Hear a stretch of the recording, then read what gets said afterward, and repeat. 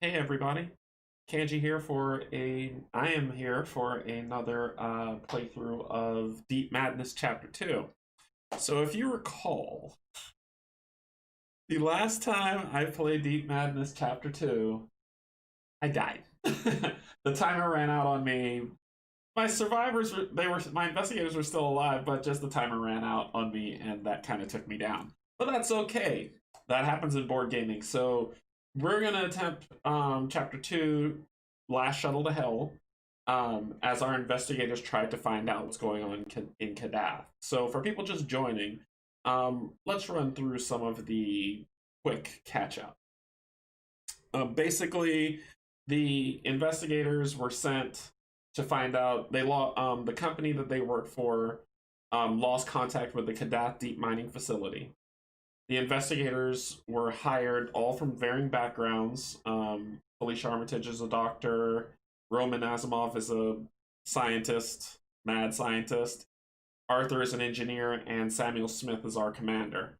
And they were all sent in to find out what was going on. And their sub was attacked. They crashed into the Kadath facility, barely surviving but running out of oxygen. So they had to go and fix the oxygen and then escape the monsters that were attacking them in the devoured areas. So they did that, and then we got here to where we were trying to find out what to do next. And I'll reread the intro so that everyone knows what's happening. But let's get some information going first. So Deep Madness, designed by Roger Ho and published by Dimension Games. This game got an 8.0 on BGG. It's a great game. They're saying it's best played with 3 to 4 players. It's okay. I mean, with 4 players, you play 4 investigators, and some people get some extra turns. You can go up to 6 players. With 6 players, you only get 3 actions each, and that might be difficult for some people to get through the scenarios. But it makes sense because there's more of you, more to accomplish goals, and more to hold things off. When you go down to 1 player, like I'm doing, you are in charge of 4 investigators, but you get some extra turns thrown in, which I did not take those chips out of the bag when I was doing this, so I'll do that. But that's pretty much the gist of it. The game is a lot of fun. The minis are horrifying in terms of scary, not bad. They're really good minis. And for people who love to paint, this is all for you. Paint away. I am terrible at painting. I've tried. I'm not. It's not a talent that I possess. So therefore, someone who is able to pick up this game and paint these minis, you get an even more vibrant feel for the game because the board tiles look really good to me. The devoured side as well as the regular side, it gives you a good feeling of the Kadath facility. And also, what made me want to play this game is I recently watched a movie. I think it's called Underwater, with Kristen Stewart and T.J. Miller, and it's a horror movie, but it's a sci-fi movie. And if you watch the movie and you got to the end, you see why it's sci-fi horror. But it's a very good movie that, let me take that back. It's a good movie that you can watch to scratch that horror sci-fi movie itch. I'm not going to rank it up there. My favorite movie of all time of an underwater facility was The Abyss. That's the greatest movie ever to me. But it wasn't horror, it was more sci-fi. This is more that type of thing. And you can watch it, you can enjoy it. Some people watch and say it was awful. Some people watch and say, yeah, it was good. And that's probably where I land. So, other than that, let's get down to the table, because I know you're tired of hearing me talk, and we can start getting on this last shuttle to hell. And we will succeed this time because I believe. So let's get down to the table.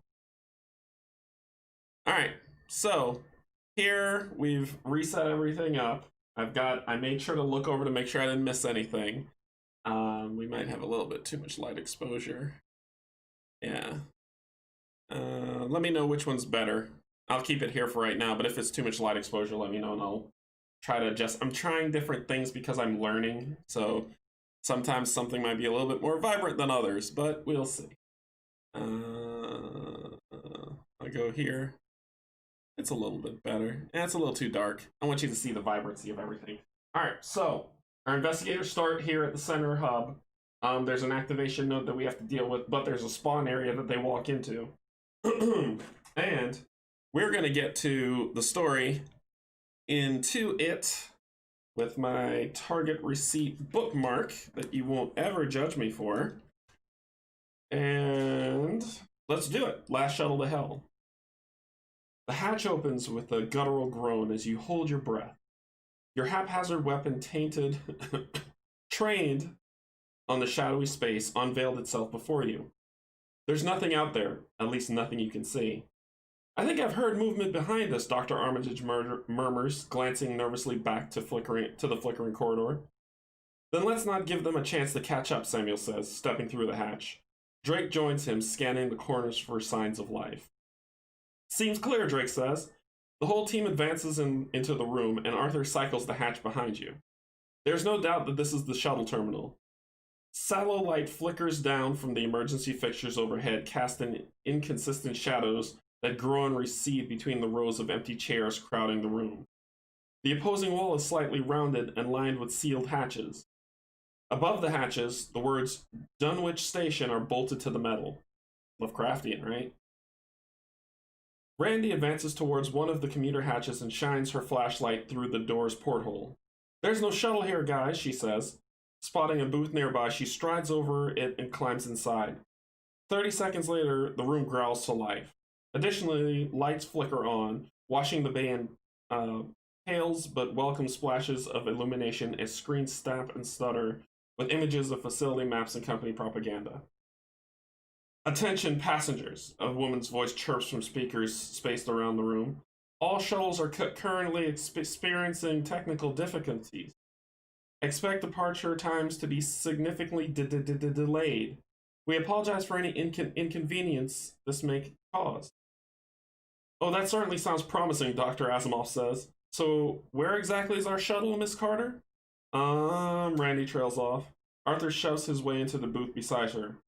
It's coming, he says, but it's coming very, very slowly. Why? Samuel asks. What's the malfunction? Arthur's fingers dance over the screens. The shuttle looks like it's propelled by several accelerator units inside its tube, and those accelerator units are currently offline. It's running entirely on its own power right now, and that seems to be pretty laughable. Can we fix it, you ask? Arthur's fingers glide over the displays again, and then he curses. Yeah, we can. The malfunctioning accelerator units are set up in several rooms underlying this one. We need to reboot them using an override control code, which I will get us now. Here it is. What's the catch, Drake asked. The accelerators initially shut down because their rooms are flooded, Arthur replies. Holy hell, Dr. Asimov says. What else, Arthur? Samuel asks. Once we get the accelerators online, we're going to have to leg it back here because the shuttle's not going to wait for us. If we miss it, we're screwed. I doubt these units will survive a second trip. Why can't we just wait for it, Dr. Armitage says.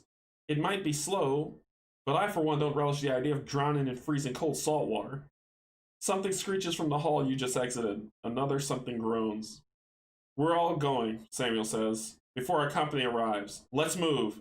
Claws squeal down the far side of the metal hatch. I said move, Samuel hisses. So, where we left off, they have to turn on these accelerators to get the shuttle to them. And the shuttle's not displayed here because what we have going on is, you see this here, 4, 3, and 1? Those are the possible areas that the shuttle can dock, depending on what we activate in the flooded areas. And I'll get to that in a second.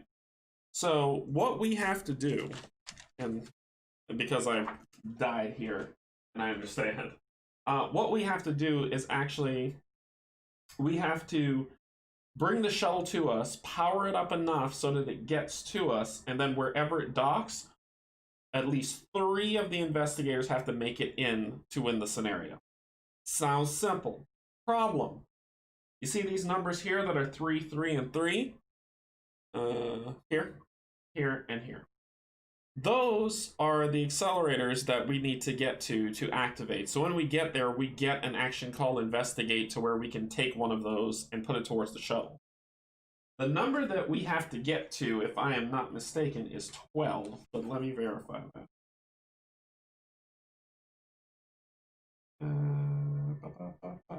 Yep, 12.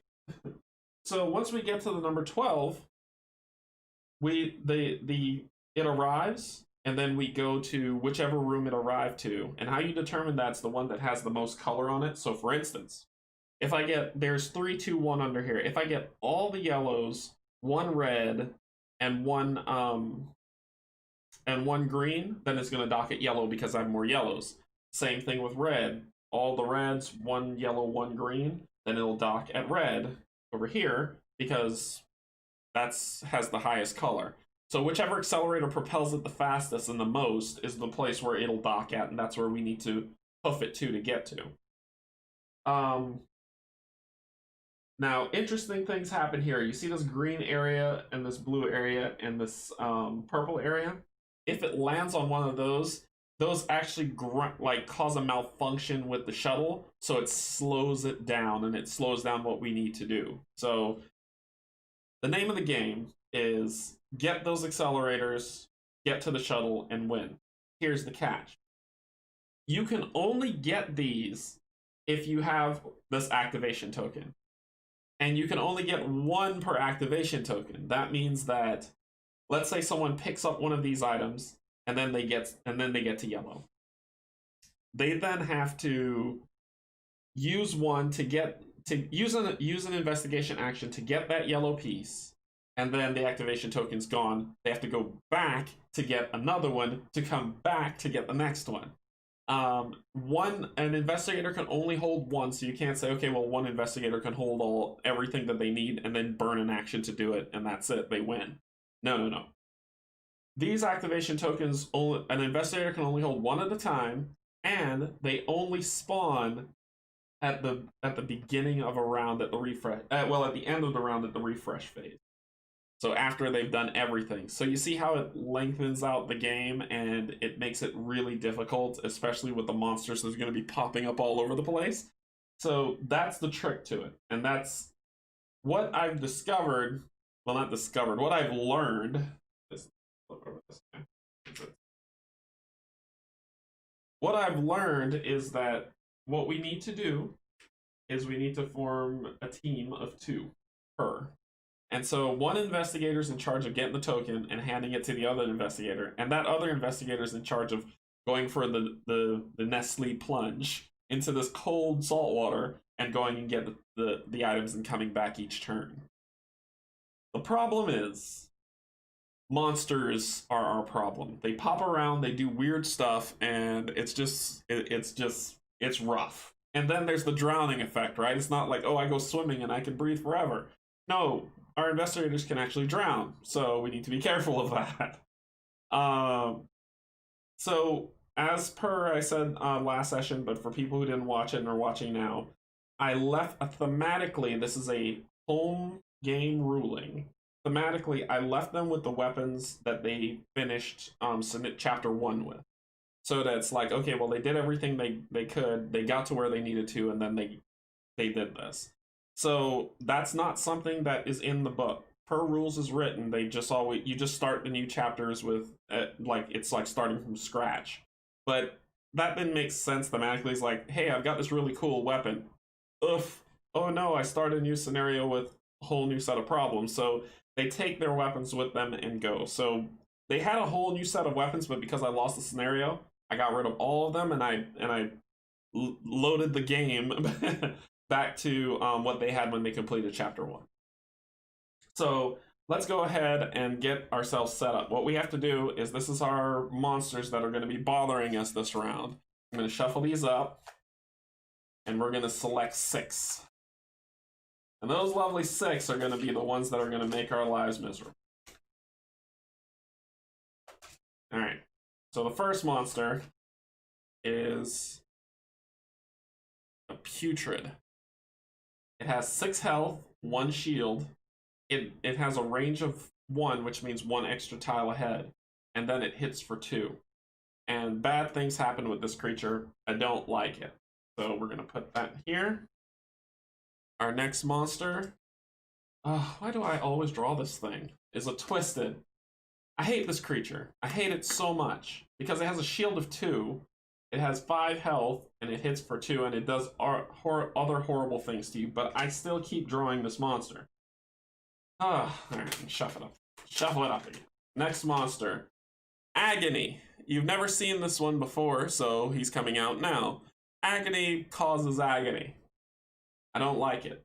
1 health, 1 shield, and it hits for 2, and it does bad things to you, and we'll talk about that when that happens. The next monster, Hysteria. This monster possesses you, and as it possesses you, it hurts you. I mean, that's kind of what it does. 1 shield, 2 health. You got 2 more to go. A Husk. You saw these in chapter 1. They like to drop Mind Eaters, so I'll have to grab the Mind Eater card and deal with this horrible, horrible thing. And our final guy is a Ravenous. So the investigator gains, so basically it hits for 2, it has no shielding. I'm sorry, it has 2 health, no shielding, and it hits for 1. This is its escape value, this is its horror value, and we'll talk about that as we go through. Let's get us back down to view. And that is our 6 plus.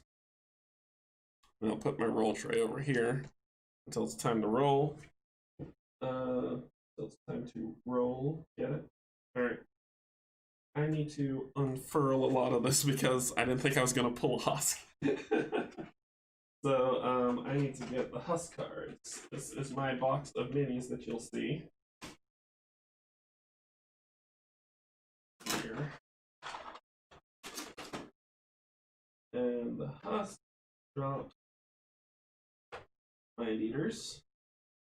These go back in the box, and I don't want to drop that because that would be bad. There we go. There we go. Alright. So then I get the 2, and I'll explain what these things are in 1 second. 2211 items that I forgot to pick up. Is what you're seeing me pulling around and shifting everywhere, that's the Deep Madness that came with a Kickstarter, the big box, to where it holds all of the expansion content save for the minis. The minis have their own big box, so you can put it all in 2 boxes instead of carrying around a bunch of smaller boxes with you. So these items that I grabbed here, you'll notice that it says 221 on them. Those are the extra actions I get because I'm solo. So when you're solo playing, you control 4 investigators. It's just like if you're playing 2-player, you control 4 investigators. If you're playing 3-player, each person controls 2 investigators. If you're playing 4-player, then you control 4 investigators, 5 investigators, and 6 the whole crew. So what I do is I take these items here that you see, these are their names and their activation cards. I shuffle them up, and I'll flip them over so I can't see who's who. And I'll shuffle these up.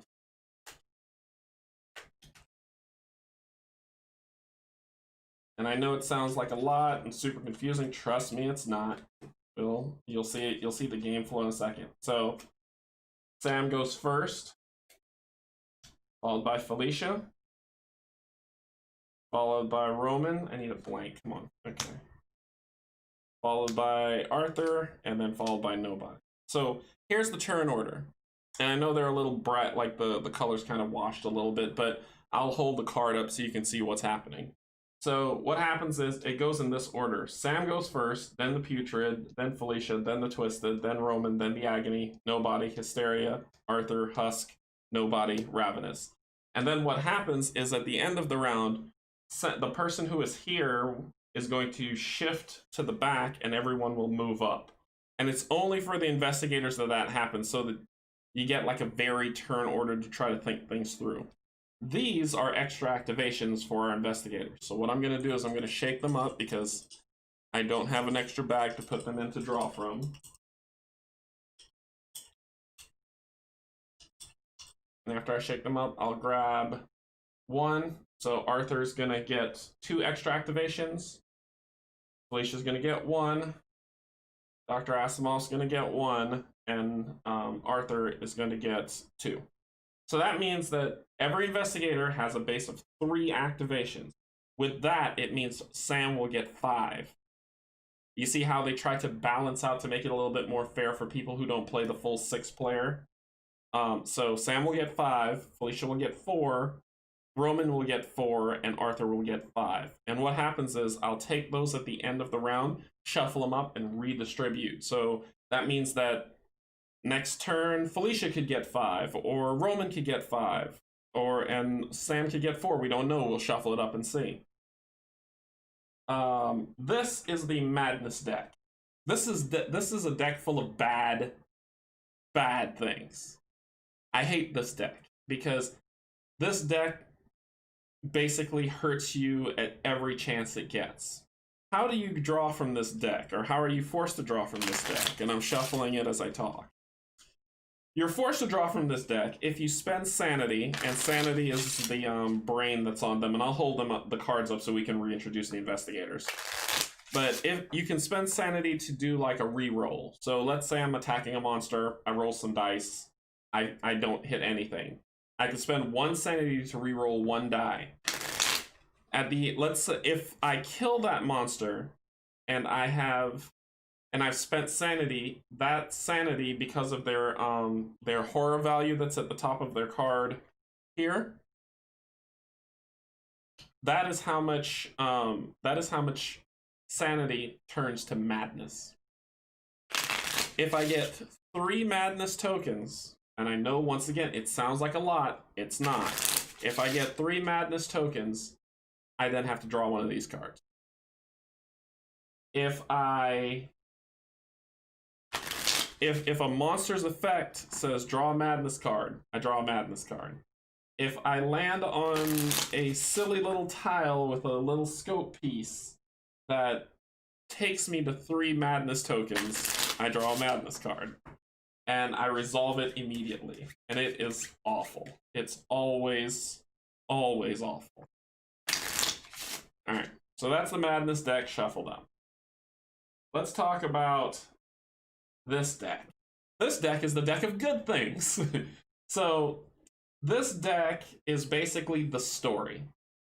This is telling me everything that happened on Kadath, the entire story of what happened to the engineers, the scientists, and everything is contained in this deck. So think of it as, have you ever played a game where you find notes and scribblings? Like, think of Dark Souls, right? Remember, after you don't really know what the story is until you find specific items and then you piece it all together. It's like that.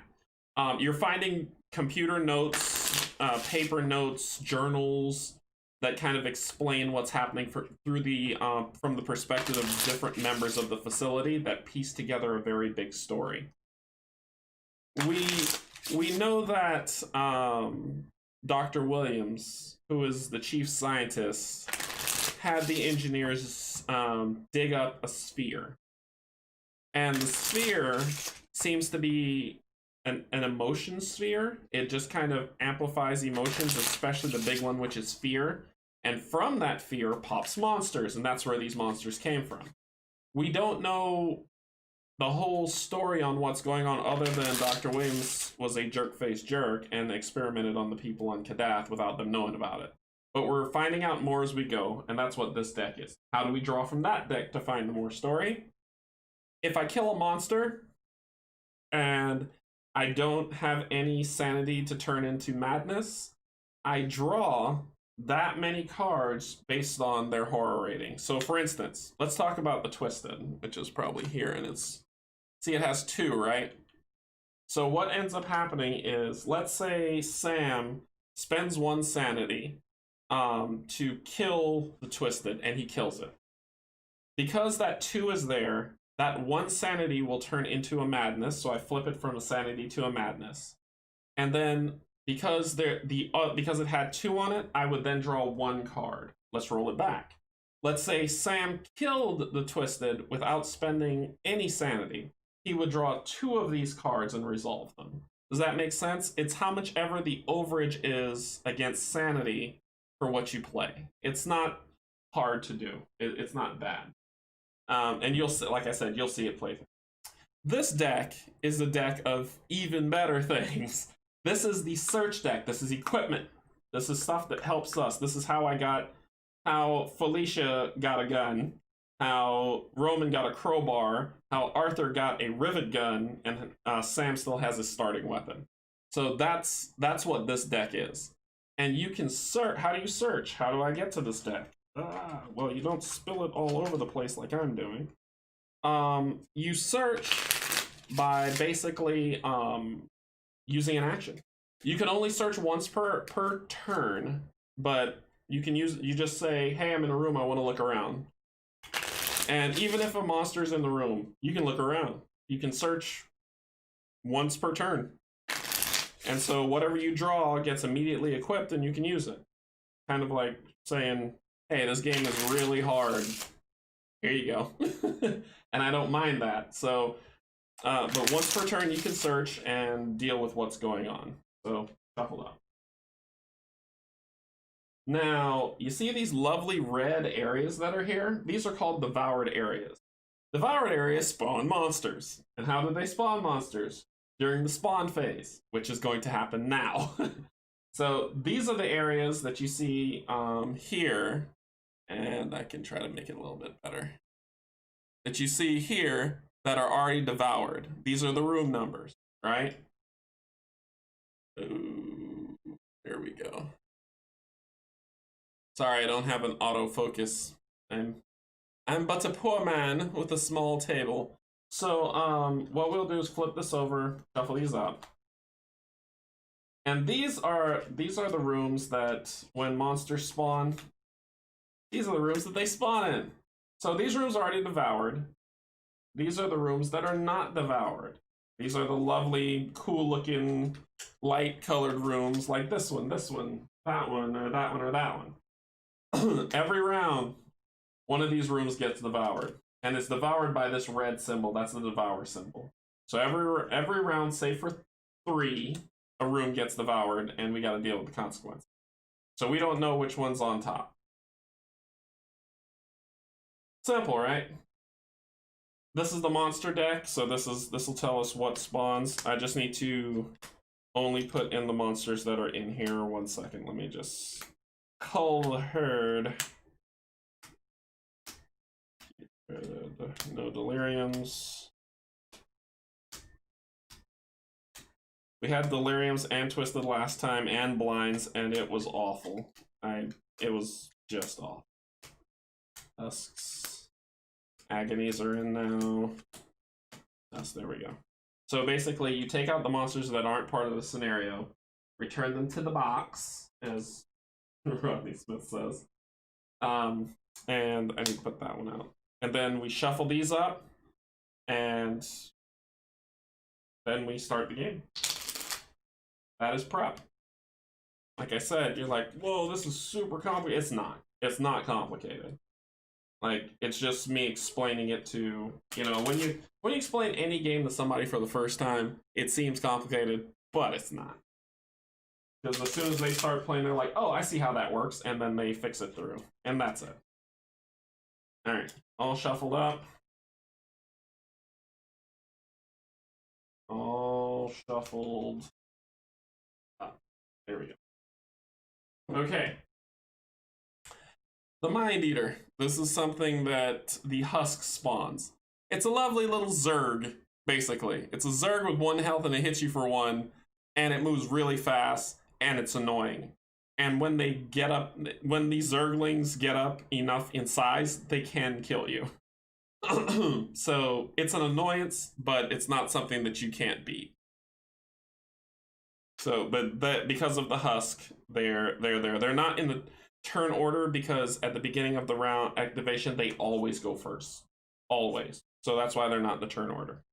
So that's that one there. Okay, let's take a look at our investigators and then we'll get right into the game. We've got Sam. Sam, also known as Preacher, and he has a whole story on the back that I read in chapter 1 that you can go check out.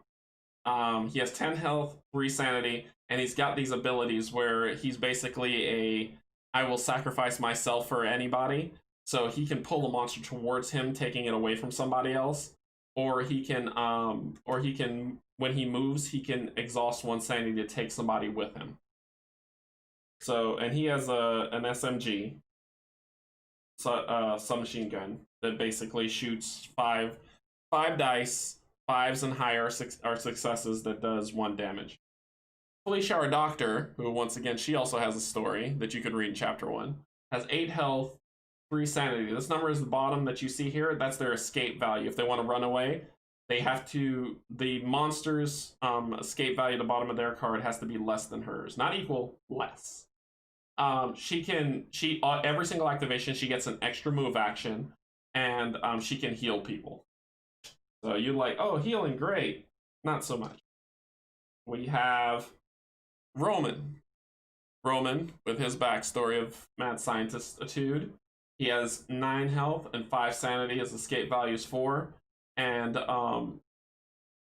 he decreases the resistance of every monster that he's attacked by once. Resistance is shield.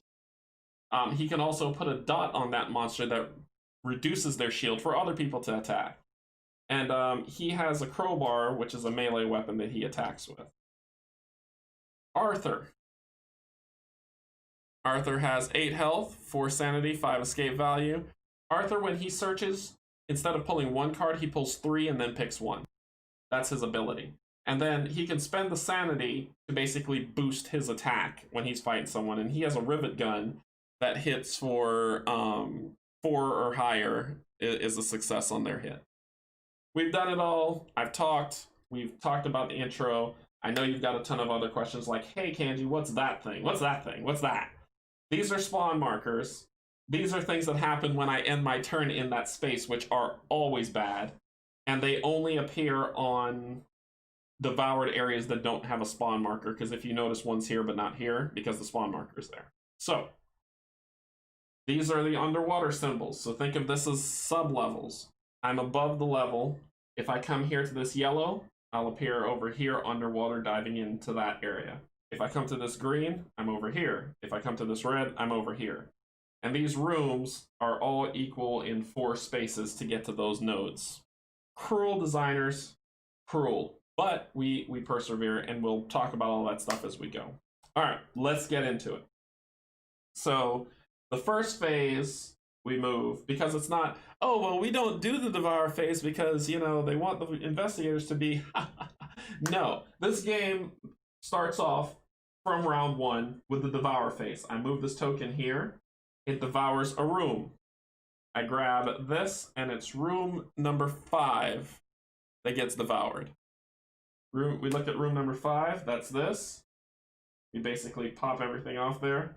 Flip it over to its devoured side. Flip it over to its devoured side. And then we put a devour token. We get to choose where the devour token goes. So it can go, you see these lines that are here? It denotes different sections. So I can put it here, here, or here. And I'm going to put it here. But the other 2 areas, I have to go to the chaos bag and grab one of those little devour items, which is, oh boy. Oh boy. So I say oh boy because the one that lands here, which is a 1, says, if I end my turn here, I spawn a monster here with me. Bad when I end my turn. This one says, if I end my turn here, I discard a search card that I have. I have to get rid of it. So wherever you end causes problems. Now, with that in mind, you see this number up the top here is probably hard to see because my big old head's in the way. And my chair's in the way. Anyway, there's numbers up here. You'll probably see them like up here and stuff, those little weird looking hard to read numbers. That tells how many monsters spawn. So what we do is we grab our spawn card and we say, oh look, a husk spawns. And you say, okay, and let me zoom that in. And you say, okay, well, it's just 2 husks that spawn in that one area. No. A husk spawns here in number 5. And then I have to pull another devoured card to see where the next husk goes, and that's what that symbol means. So we're spawning 2 husks, which we will do. I'll do it here. Which are these guys. So one spawns here where I just devoured. Then I take this, pull it to the back, and room number 7 gets a husk. And room number 7 is here. And that's the one, and you're like, okay, well, 2 spawns, so that's 2 monster summons. That was just 1. And then pull another card for number 2, which is, okay, so now this is 2 husks in one area. So another 2 husks spawn in, because we spawned in room number 7. In room number 4, 2 husks spawn. Grab 2. Number 4, so 2 spawn here.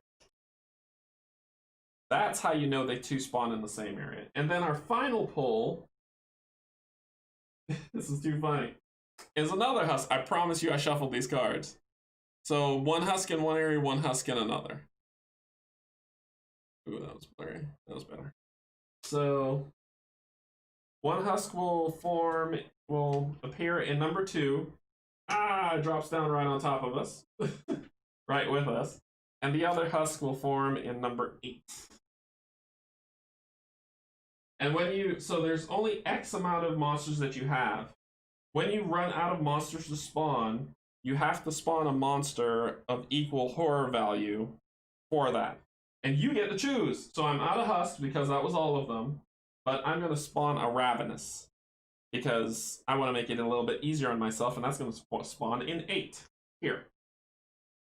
It says when a husk is formed, when a husk is summoned, summoned, place the Mind Eater card on the left side. Special. Okay, so when their turn comes up, stuff starts happening. So this is the beginning of the game. A husk dropped down from the ceiling where we were, and we're ready to go. So activation goes first. Sam gets 5 moves, so he's up first. So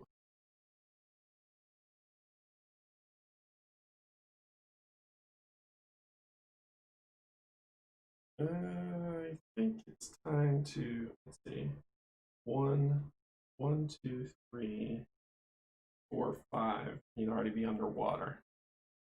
That would not be good. That would not be good. Okay. Sam's gonna, I did this last time where I was like, okay, well, I'm just gonna attack. And no, I don't want to do that. I need to think strategically, because I only have a set amount of time. Once it hits here, we lose the scenario. If 2 investigators die, we lose the scenario. So a monster's there, but that doesn't mean I need to go all in and killing it. I can grab that token and start to move. I can move here, and my actions are move, attack, search, trade, rest, which removes sanity, not health, just sanity, and open and unlock and lock a door. So I can move. Remember, this is only that token only appears per round. I think that's probably what I'll do. Sam's got range on the submachine gun, so he can do 1, pick it up, 2, step here, shoot that monster for 3, and then 4, 5, end there if he doesn't kill it. So that's what he's going to do. He's going to pick up the activation token, and he's going to move 1. So that's 2 actions he used. 1 to pick up the token, 2 to move. Then he's going to attack the monster for 3. And when we attack, we find out how many dice he has to roll. He rolls 5 dice. 3, 4, 5.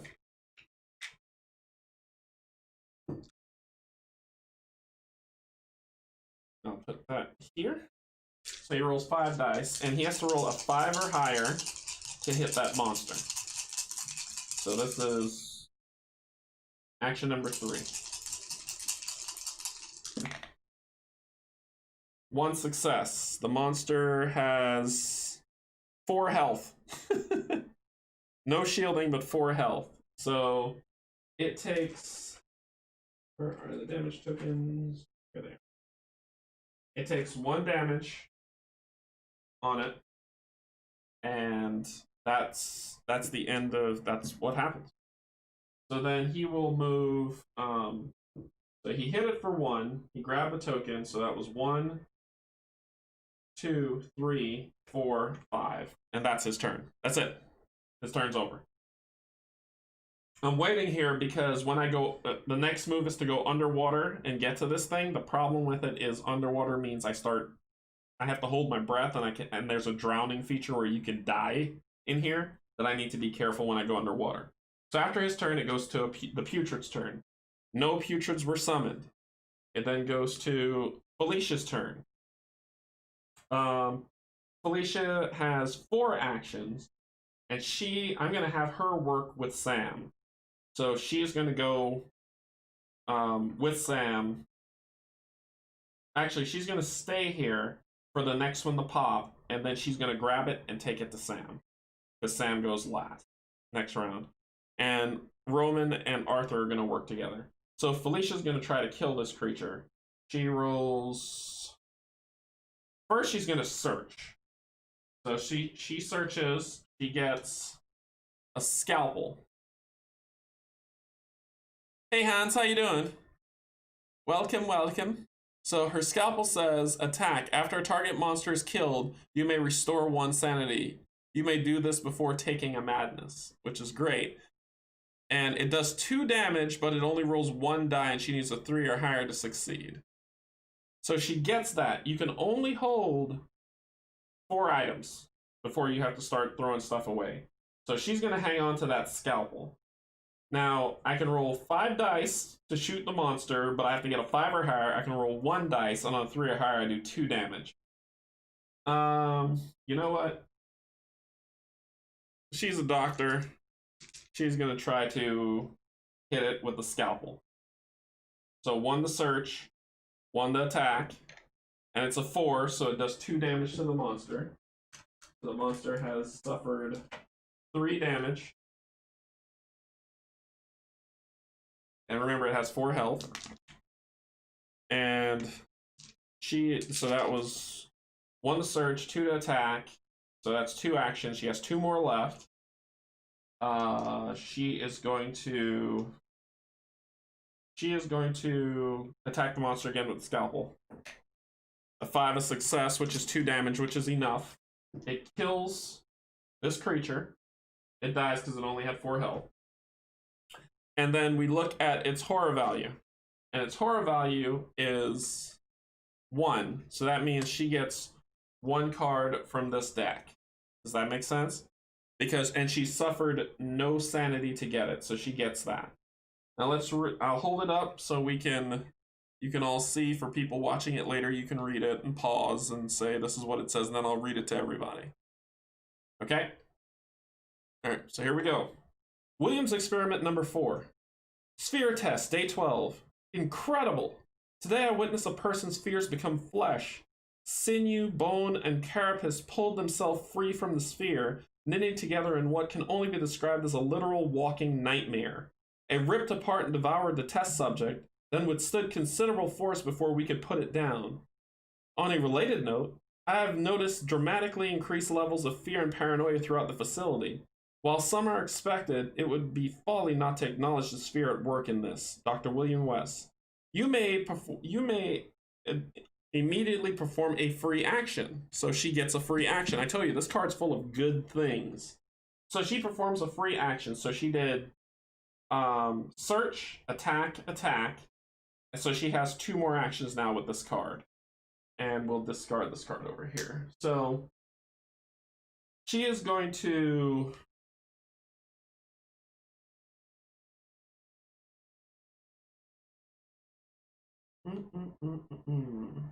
She can't search again. I don't want her to move here because this thing says that I have to discard a card that I have, which I don't want. Same as this one. This one's defense die. That one's a damage. She just takes a damage. 2 actions is not enough. I would need 3 to be able to do something. I say I'll go...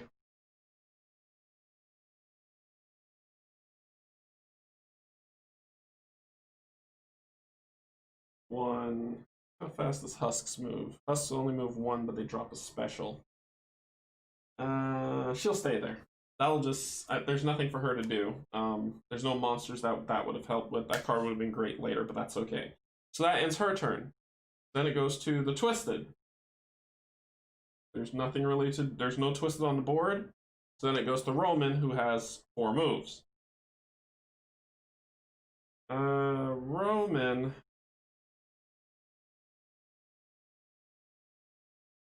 We can start clearing out some of this trash.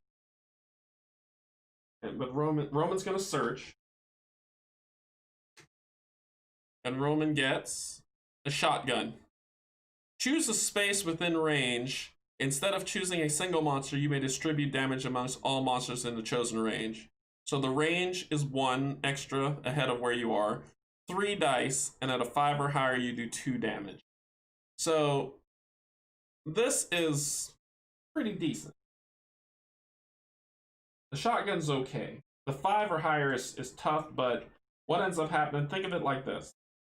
He's going to roll 3 dice. On a 5 or higher, he's going to hit for 2 per die, and he negates their resistance as his ability. So he's gonna lovingly take that search. And then let's see. So that's, he has 4, so that was 1. So he's got 3 left. He can do 1, 2, and fire, but then he would lose something. This says lose a card, take a madness. Lose a sanity, take 1 madness token. Like I said, they're all bad. He can start moving towards the yellow. The tokens are the hard part. I think we need to do that, though. Keep him clear. So he's going to start moving. So he did 1. He's got 3 left. 1, 2. And he'll stop there. Yeah, he'll stop there. And that ends his turn. Then it goes to any agonies. None are on the board. Then it goes up here. Nobody's to select, so it goes down to hysterias. No hysterias. Then it goes to Arthur. Arthur is going to search. And Arthur gets inner healing. During your activation, you may discard this card to heal for 3 rooms from yourself, or discard it to immediately restore 3 sanity. Very cool. So free action goodness that goes to Arthur. And Arthur's got the rivet gun that's 3 space away. So you would say, oh, he can hit these creatures from where he is and doesn't have to go anywhere. Not true. When you're standing on this platform, you can't see through that door. So I actually have to move 1 and then I can do it. But I can split up movements, remembering he has 5 action. So 1 to search, he has 4 left. 2, so he has 3 left, and then he's going to shoot through because his range is 3 or more. He rolls 5 dice. So he's going to roll 5 dice. And here's the trick with melee and range. With range, you can only hit 1 target. With melee, let's say I roll a 5 and a 6 on a melee weapon like the scalpel with what Felicia has. Then if each monster has 1 hit point, and I roll 2 successes, I can hit 2 monsters on melee only. On range, when you shoot, you only can target. If I roll 2 successes, those 2 successes are to 1 monster only. Them's the rules. So he moved 1. He searched 1. He moved 1, which is 2. He's got 3 left, so he's using 1 to shoot at the husk. And a 4 or higher does it. He does a 4, a 4, a 6, a 5, and a 2. 4 successes on 1 husk. The husk has 4 health, so it dies. And he kills it. And it's like, okay, well, let's look at the husk's madness rate, terror rating, which is 1. So he gets 1 card. 1 card of goodness. All right, so let's go ahead and read it. Let me not blur you anymore. Williams Revelations number 1. Observation. It is not necessary to keep the conscious enslaved in its physical cage. It is possible to separate the two while still leaving the consciousness free to manipulate the material realm. This could be described almost like haunting, if you like, but with a much more powerful influence on physical matter. Perhaps it's more appropriate to relate this state to godhood rather than mere haunting. I've established how to separate the consciousness from most physical processes. Further study will be required to completely sever the connection. Dr. William West. You may choose and discard a devoured effect on the board. Yes, please. So, what does that mean? You see these small little tokens that I say that hurt me? I can get rid of one from the game. So, and it won't come back, which is even better. So, the discard one card thing annoys me to no end. So I'm gonna get rid of, this one is spawning a monster next to you. Just in case we get greens, which is where Sam's headed, I don't want this to be around, so I'm getting rid of that. It's gone from the game. Bye-bye. So long. See you later. So that was search, move, attack. He has 2 more actions left. So he's going to attack again at that husk.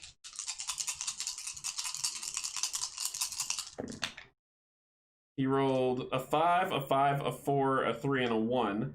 So therefore, he got 3 successes. He did 3 damage to that monster. And then he is going to, for his last action, move back up here. When you're in the space with the spawn, there's no negative effects, so I always want to keep them in a non-negative effect area.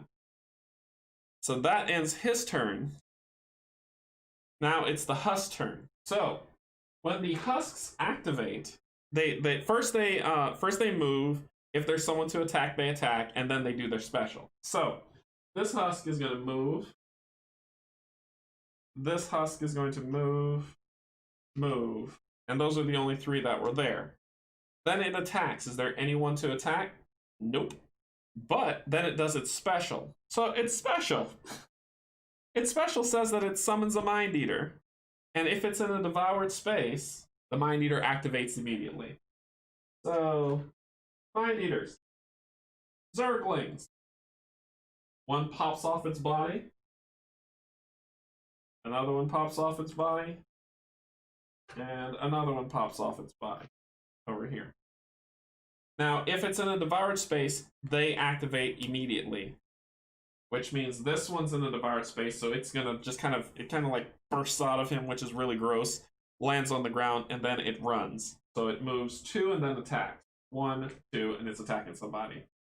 1, 2, and then it's attacking somebody. This one is not in the devoured space, so it doesn't activate. But they attack, and we're going to split it up. So Felicia's going to get snapped at for 1 damage. Here's how she negates it. I need to roll a 5 or 6 on these red dice. And you'll get 1 set of dice, but I'm Kickstarter and me, I bought all the dice.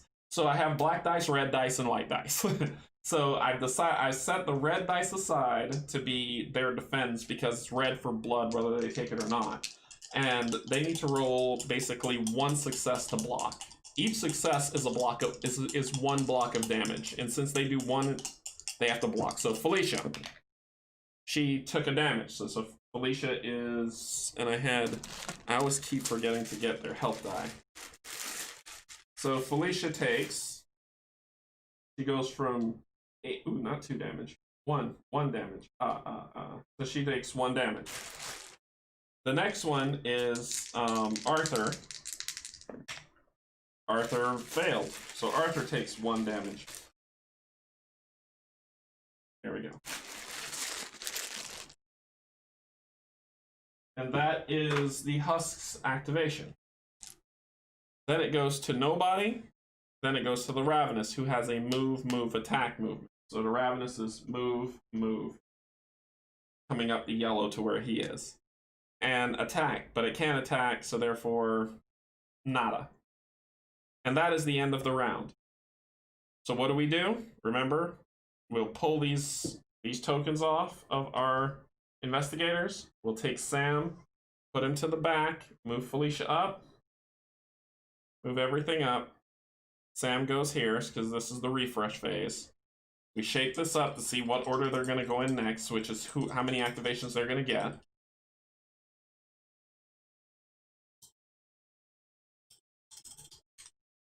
And Felicia will get 1. Roman will get 2. Arthur will get 2. And Sam will get 1. Extra. It'll start back with Felicia. But before, so that was the refresh phase. Anything that we burned, we would be able to refresh. Anyone in an area where they're going to suffer effects? Nope.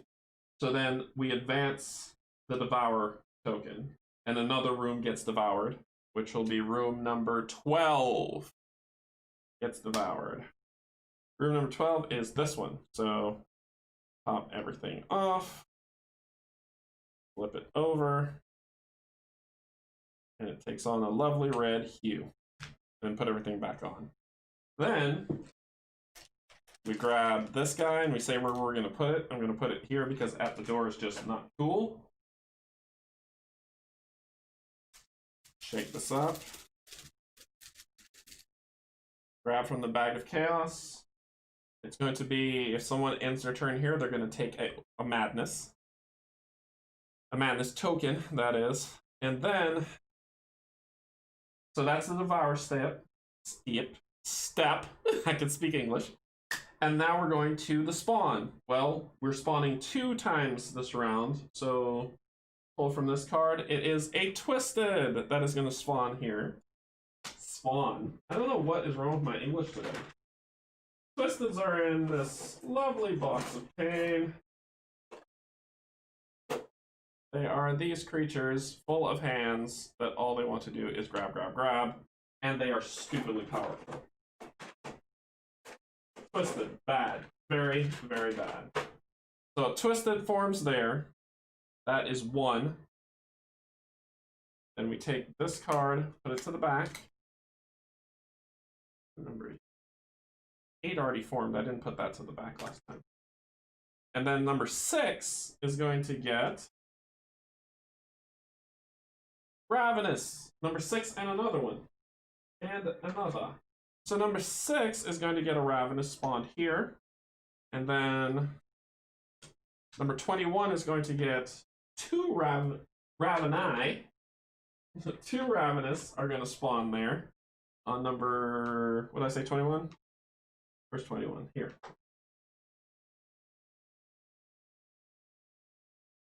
And those are the 2 those are the 2. So you see how the monsters are starting to pick up? Not good. Not good at all. Oh, and at the beginning of the round, a new marker spawned. And then we rinse and repeat. We go through it again. See, like I said, the explanation sounds like a lot. It's not.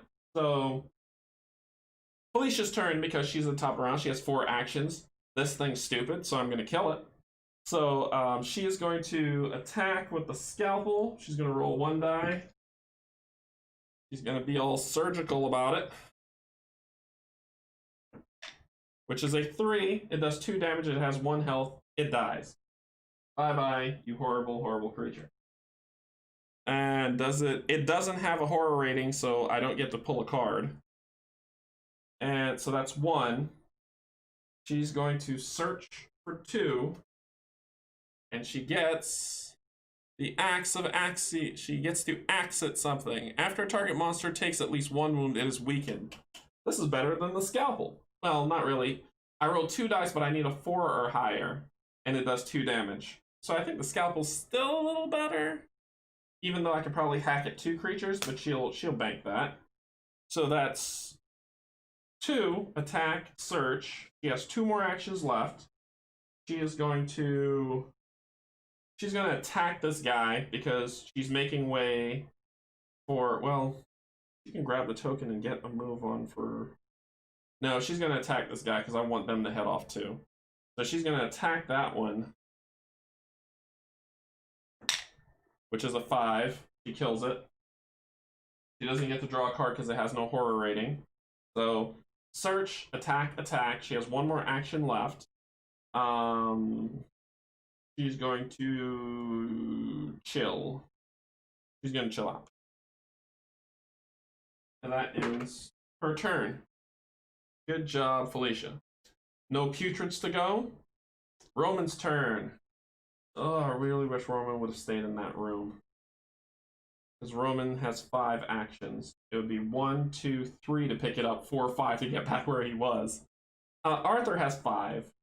So something's coming up yellow. Roman can probably go kill that thing. That's what he's going to do. Roman is going to do 1, 2. So he goes in there. And as soon as he goes down, now we start breathing. He's at 6. If it goes to 0, he then starts to drown, and this is where he starts rolling dice to take pain. He rolls one dice to see on a success or fail whether he takes damage. He rolls 2 dice then, and then he dies. He drowns. So he's at 6. So he did 1, 2. He's going to then attack with the crowbar, which is he rolls 3 dice, and 4 or higher does 1 damage. 3 successes. All right, Roman. So the Ravenous has 2 health. Oh yeah, he kills that creature without issue. So it dies. It had 1 horror rating. He didn't spend any sanity, so he gets a card. I'll hold it up. All right, let's read.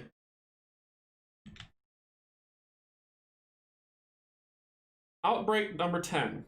I hear them coming for me. They prance down the corridors and skitter in the ducting, painting the walls in murals of blood. William has gone quite mad, and I can't stand to be part of his horror show any longer. Leaving him will mean my death, but staying probably will too. They feed on our fear. They feel our fear. They are our fear. So how could we ever hope to escape them for long? They have become as certain as oblivion.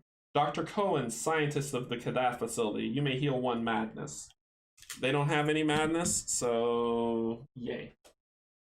All right, so that was 1, 2, attack 3, search for 4. So he's gonna search, and he finds a spear gun. So attack. After the target monster takes at least 1 wound, you may exhaust 1 sanity to move it 1 space towards you. So it's like pulling with the spear. The monster then takes 1 additional wound. And it does 3 damage. And I roll 1 die on a 4 or higher. So he's going to bank that. So he's got 3 items so far. And then he's going to use his last movement to come back up. And be good. Oh, and as he was attacking, yeah, every action ticked it down. So basically, as he moved in, he attacked, it ticked it to 5. He searched, it ticked it to 4. And then he came back up and it immediately spun it back to 6. So as soon as you get to a breathable space, you can breathe. Every action you take underwater uses your whole breath stuff. So he did that, he came back up, he's done. That ends his turn. The Twisted gets to go. It moves 1. It attacks if it can, but it can't. And that ends its turn. Next up is Nobody. Next up, an Agony. No agonies have been drawn. Next up, Arthur. 1, 2, 3, 4, 5. And Arthur has begun to hold his breath. And that ends Arthur. Hysteria? No hysterias. Let's see. No one. The Huss turn. Move. Oh, they were supposed to go first, so 1, 2, so it would have been there. I forgot to do that. So move. Ooh, I really messed up. Because the Mind Eaters were supposed to go first anyway, so at the beginning of the round, it wasn't Felicia, it was them. So they got to attack again. So Felicia takes another damage. Arthur blocks the damage. So Felicia takes 2 damage. I should have remembered that. The mistake was that these get to go at the beginning of the round before the investigators. That's just how it works. And I forgot that. So Felicia took another damage, and Arthur was still there with the other one, and Arthur blocked it, so I played it fair. So they move, and then they just keep spawning.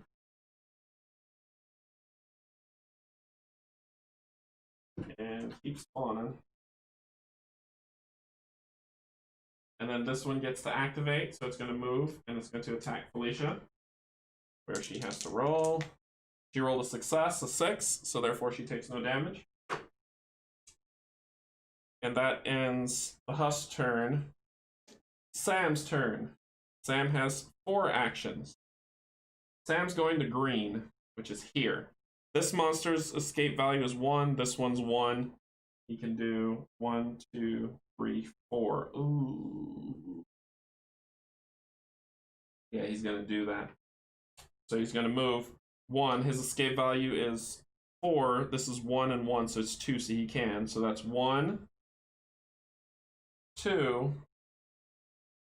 3, 4. And that ends his turn.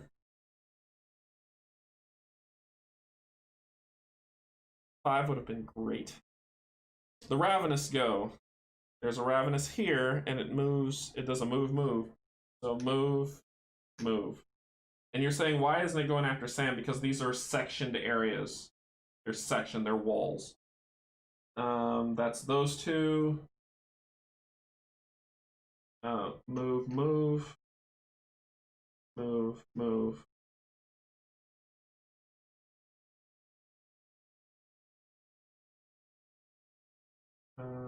What else? That's all I got. Yep. And then end of the round. Then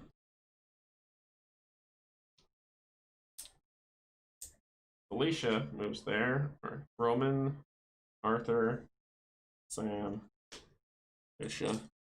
So you see how it flows? Like I said, you see the flow, you see how it plays. There's nothing insanely crazy about it. It's just how it works. Shake these up. Roman is getting 2. No, 1, sorry. Arthur is getting 2. Sam is getting 2. And Felicia is getting 1. And it starts here, so I make sure I don't forget. But before we do that, we have to devour. So we devour a room. Room number 23 gets devoured. And I didn't do this. So 23 gets devoured. So and we're doing 3 spawns. 3 hysteria. Oh no. This is bad. So 3 hysteria goes on room number 23. Oh, and I didn't devour it. Which is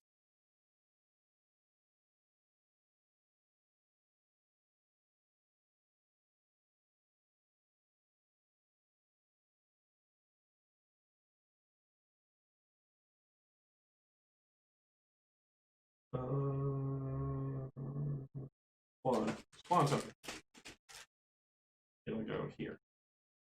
And bag of terribleness. This will go here. Turning cards, that's just what they do.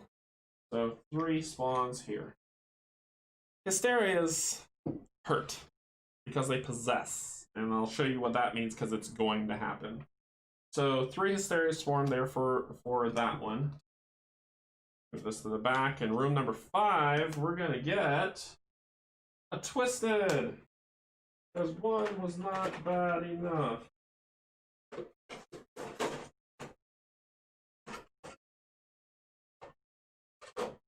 And room number 5.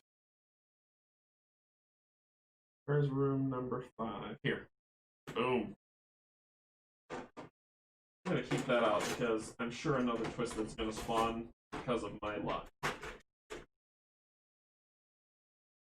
And that spawns.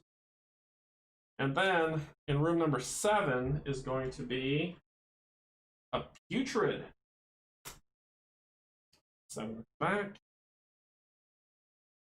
Putrid looks like the slug thingy. So Putrid forms on number, I moved it to the back, I said it was 7, right? Yeah, number 7. Oh no! Oh boy! Alright. So that is the spawn phase. Now goes the activation phase. The Mind Eaters always go first. So it's move, move, attack. Move, move, no one to attack. Oops. Move, move, because he came down. And then this one gets to attack. So it's going to attack Felicia. Felicia's not doing too hot. She takes another damage. But Felicia takes 3. She's down to 5 health. And we have a respawn of the token that. And that is all their move. Now it's Roman's turn. So Roman has 4 movement.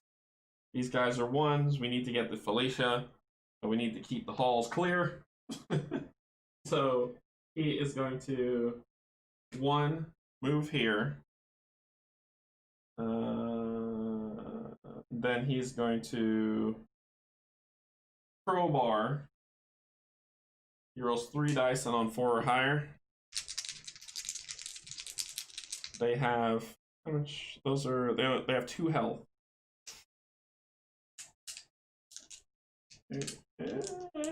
Yeah. Yeah, I'll do that. So 2 4s for success. That's 2 damage. He kills 1. He gets a card because he didn't spend any sanity.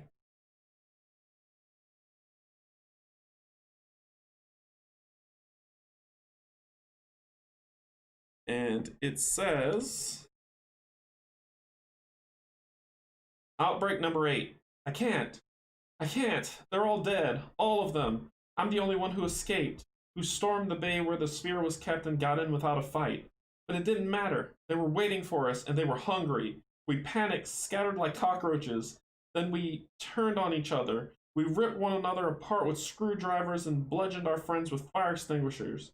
I somehow got out of the room. Nothing else did. Well, nothing human. From Ronald Myers, Chief Mining Operator, Kadath Facility, you may heal 1 madness. That tells a little bit more about the story, because I know what they were planning to try to do, and sounds like it didn't work out well. didn't happen. All right, so that was 2. He's got 2 more. He's going to go and he's going to attack. 3 die. He's going to attack this other one. 2 successes, a 3 and a 4. So he kills this guy.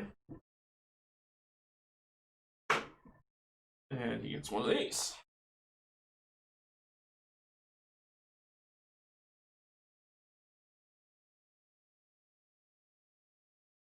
Okay.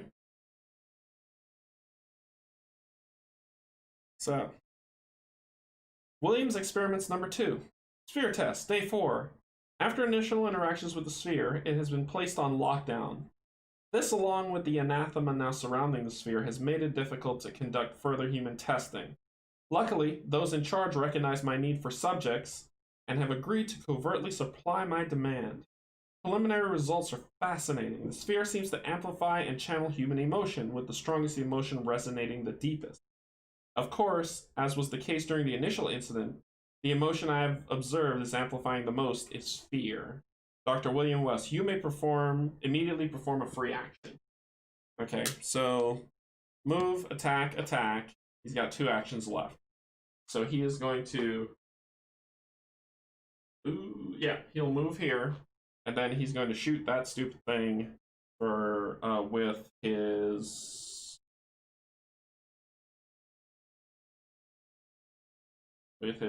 shotgun. I'm gonna roll 3 dice on a 5 or higher. It hits for 2. I got 2 successes, a 5 and a 6. It only had 1 health. It dies. It didn't have a horror rating, so I don't get another card. But he's trying to help as best as he can.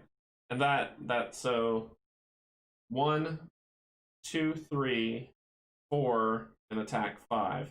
He ends his turn here, and when he ends his turn, this effect happens, which means he takes 1 damage.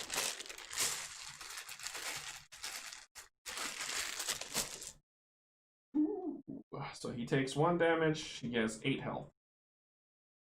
Alright, so that ends his turn. Putrid's turn. Hey, and it's gonna attack this guy. So attack. Roll the feed die at the beginning of the attack.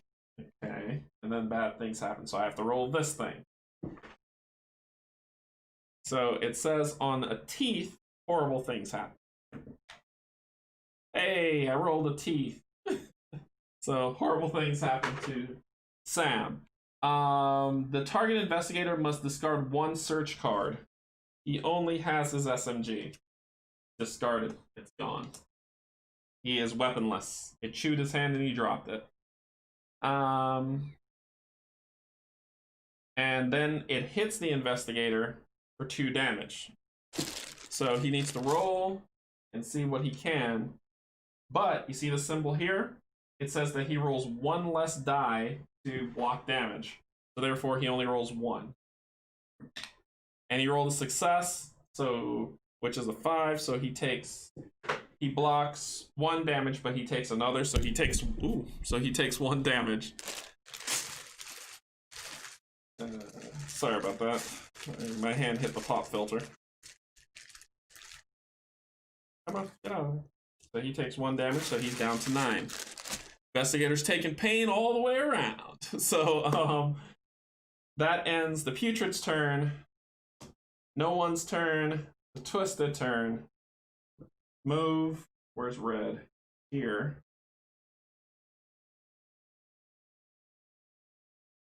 That moves there. And it attacks, but there's nowhere to attack with. And on the devoured space, it gets a range on its attack, but once again, no one to attack. And there's another one. It moves here. Still can't range anybody. I'm gonna have to shut that door. So then it is Arthur's turn. So Arthur is in the drink right here. So Arthur's gonna go 1, 2, 3. Investigate to he's gonna spend his token to get this one. 4. So he gets this. And this goes, I'm going to put it over here because I know you're supposed to put it on the unit. Actually, I could do that now. Okay. Slide some stuff. Hold on. This is the shuttle. I'm going to put the shuttle right here. And it goes on there for 3. So remember, I need 12. So that's 3. So he was here. 1, 2, 3, 4, 5. And that ends his turn. He's slowly running out of breath. And heading back. So you see, I can only get 1, then I gotta go back. Her job is to get that, or his to get that, to get it back to him. So that's 5. Agony's turn. No agonies were summoned. Hysteria's turn. They move 2. 1, 2, 1, 2. But they can't attack. Sam's turn. Sam is going to, he's at 3. He's going to spend this to get one of these. He goes down to 2. His escape value is enough, so that's 1 action. He's going to go to 1, go to 0. Start drowning, so I have to roll a die to see if I get a success. Or a damage. I took a damage, so he takes 1 damage. And then he pops out here. And that immediately takes him back. He takes a big inhale, and he's back up.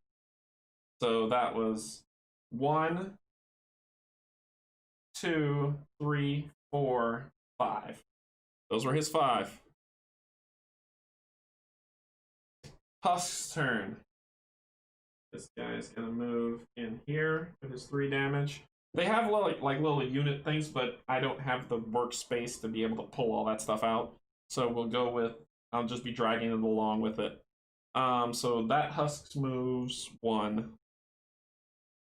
This Husk moves 1. I think she might be dead. This Husk moves here. and then they attack if they can for 1 damage. So it's going to be going to her. She rolls 2 dice.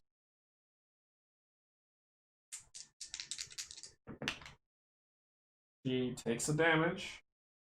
He's hurting. And then his turn. He takes a damage because I can't roll to save my life. Literally. So, let's see. They go, then they pop stuff off of them. And if it's in a devoured space, that creature attacks Felicia. She rolled 2 4s. So she is down to 3 health. Uncool. Okay, so that's that. That's their turn. It's Felicia's turn. She has 4 actions. 1, 2, 3. She's going to try to use her ability to heal because she needs to. So she is going to roll 1 die, exhaust 1 sanity,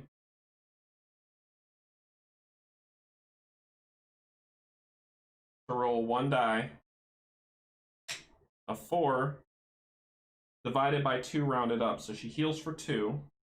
So she goes to 3. That's one of her actions. Second action is to grab this thing. So that's 2. She has 2 more left to go. 1 and 1. 1.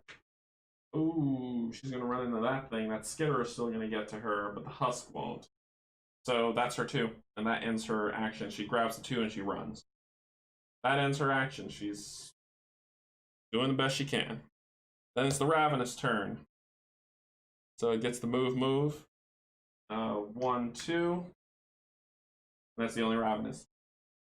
And that ends the round. Pick these up. Rinse and repeat. He's going to the back. Pick him up. Pick it up.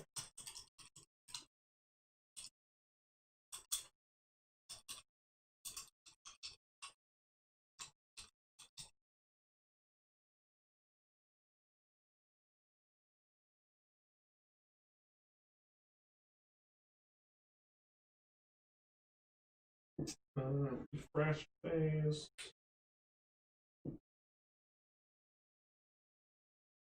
Okay, devour phase. Room number 3 gets devoured.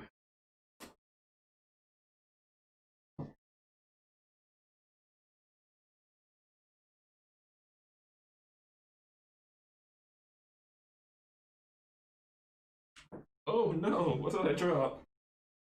It's a devour token. I knocked the devour token over. I mean a spawn token. I'll put 1 back. And the spawn token here. I'll put it here. I'll put it here. The reason why I put it there is because I don't want it next to the gate, should that be where the stuff's going to spawn.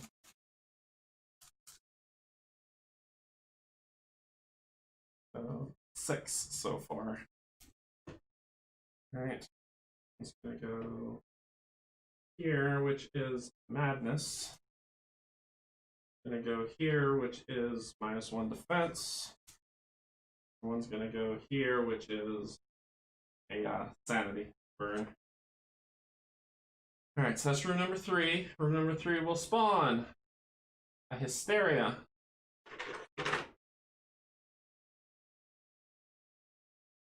Then room number 4 will spawn a Hysteria. Room number 4. Where's another big room here? Then room number 2 will spawn a Hysteria. because this is a 3 summon thing for some ungodly reason. So it summons 3. Next up, another Hysteria is going to come to room number 8. And 2 Hysteria are going on room number 12. Well, I only have 1 left. Room number 12. Hysteria's horror value are 1, so I'm going to spawn a Ravenous on room number 6.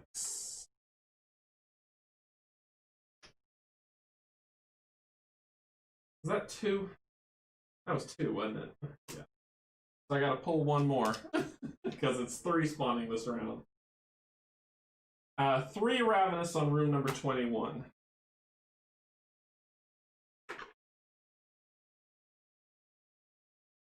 Three Ravenous on room number 21. Oh yeah, the board's filling up quick.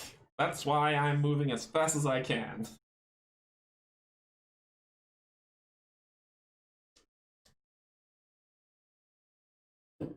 Oh, I left this here for a reason. They get to go first. So, 1, 1, 2. This one's definitely going after you. This one is 1, 2. 1, 2. Spread the love. Alright, and then they get to attack. So, Alicia. She just can't get a break. Dr. Asimov. He succeeded. He blocked the attack.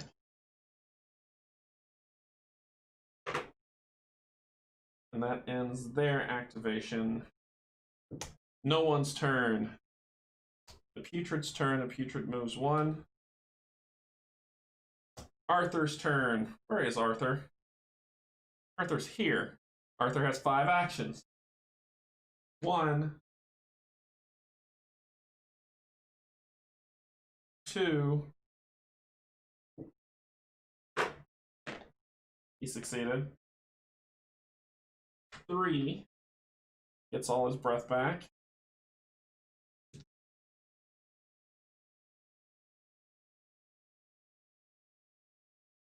He then sees... He just sees the Skitterer. So he's going to attack the Skitterer with his railgun of 5 dice. Because he has a range of 3.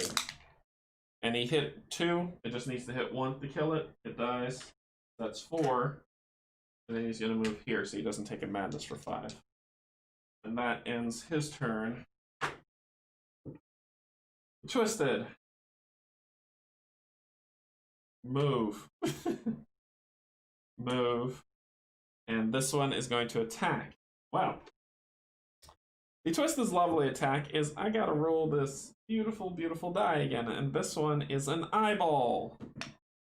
Felicia cannot catch a break. At the end of the roll the thing at the end of the attack. The target investigator resolves 1 madness card. So I think she's about to die. So she needs to resolve a madness card after she takes 2 damage. So she's at 6. She has 2 health left. And she resolves a madness card. So let's get into the horrible, horrible things of madness. Oh, good grief.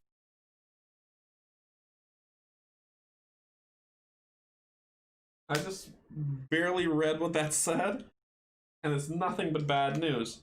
Lost in the void. The lights are still on, pulsing rhythmically above your head, but you notice with perplexity that the room seems to be growing darker every second. It's like the light is being leached out of the very air around you, entwining you in unending emptiness. At last you start to panic. It's growing so dark you need to see. You need air. Dropping the items in your hands, you bolt deeper into the darkness, lost in the endless night. Your room becomes devoured. Put this here, all suffering This room I didn't want to be.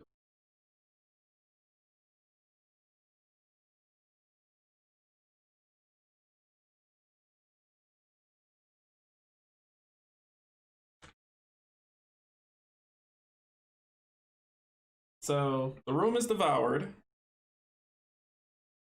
Your room is devoured. It has already, if it had already been devoured, worse things happen.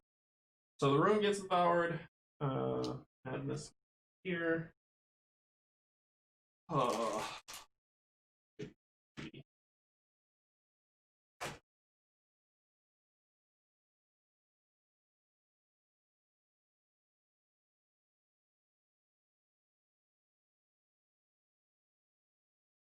And that ends the twisted. This is why I hate the twisted. No one's turn. Agony. No agonies have spawned. Sam's turn. Oh my god. Sam has 4 actions. So Sam is going to go 1. What can he do? He can. Yep.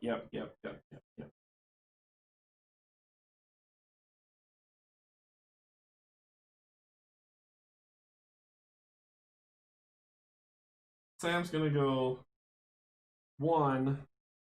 Its horror rating is 2, plus the critter crawler creature is 1, so that's 1. He is going to grab this token from her for 2. Then he's going to exhaust the sanity to move her and him 3. And then he's going to do it again. Yeah, because it doesn't say that, it just says when I move. For both of them to dive and take the nasty plunge of 4. And they're both underwater. And that ends his turn. That ends his turn. Okay, so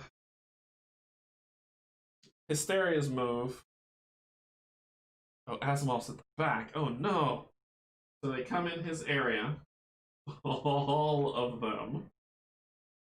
This one will move 1. Hysteria's a move.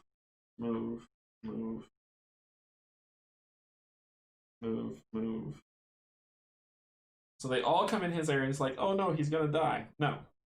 He needs to roll at least 1 success 4 times, or else he will become possessed. 1 success. He got possessed. I don't need to roll anymore. He can only be possessed once. And what happens is when you're possessed, it takes and it goes onto your card because it kind of wraps around you. And the other ones are just there, you know, waiting. Actually, it would be 1. Yeah. And they would all move there to attack him. So they all stop there to see who can attack him. So, then bad things happen next round if we don't get it off him. So that ends their activation. Felicia's turn. She has 4 actions. 1, 2, 3, 4. But she needs to heal. She's about to die. So Felicia is going to try to heal. A 5 divided by 2, rounded up. That's pretty cool.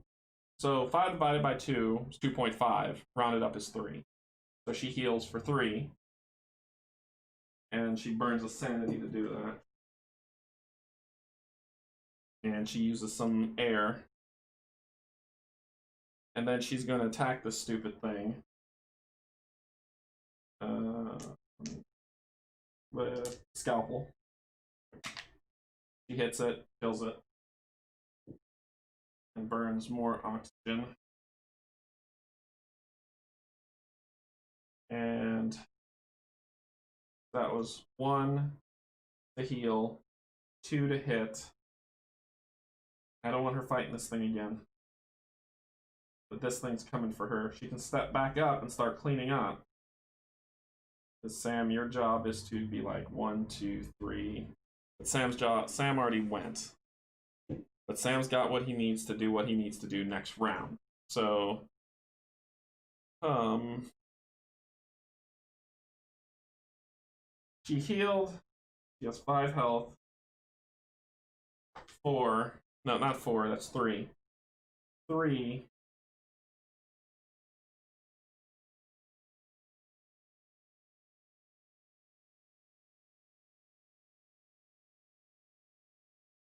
I don't want her to take a damage because she's going to stay there. She's going to give Sam the axes. 3.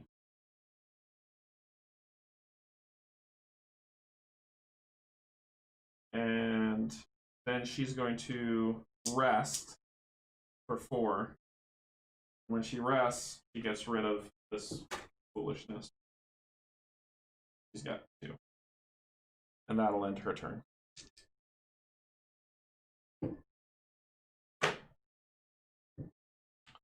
Us turn.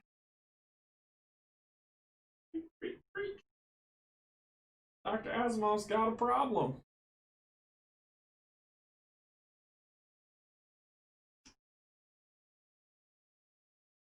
So the Husk will attack for 1 damage. Blocked for them. Then both of them are going to attack him. Block 1. Block 2. So he blocked the damage. The damage. And then they special. Really need to kill them. Plop, plop. And those creatures attack. He is in a world of hurt. 1 block. 2 block. He blocked them both. Alright. So this one would spawn 1. But it's not in the devoured space, so it doesn't get to go. And that is that. Asimov's turn. Oh boy, he's got 5 actions and he's going to use all of them. So Asimov is going to use the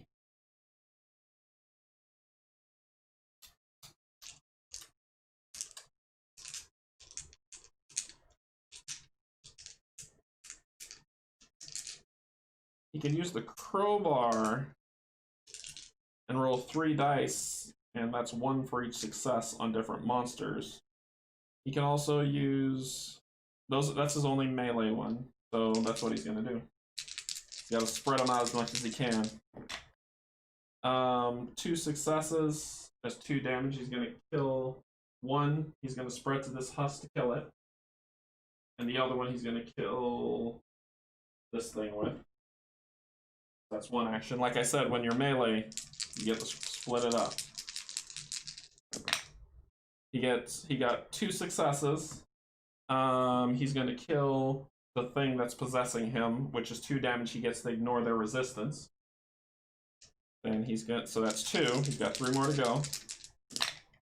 He's got 3 successes, so he's going to kill 1 of these and this thing.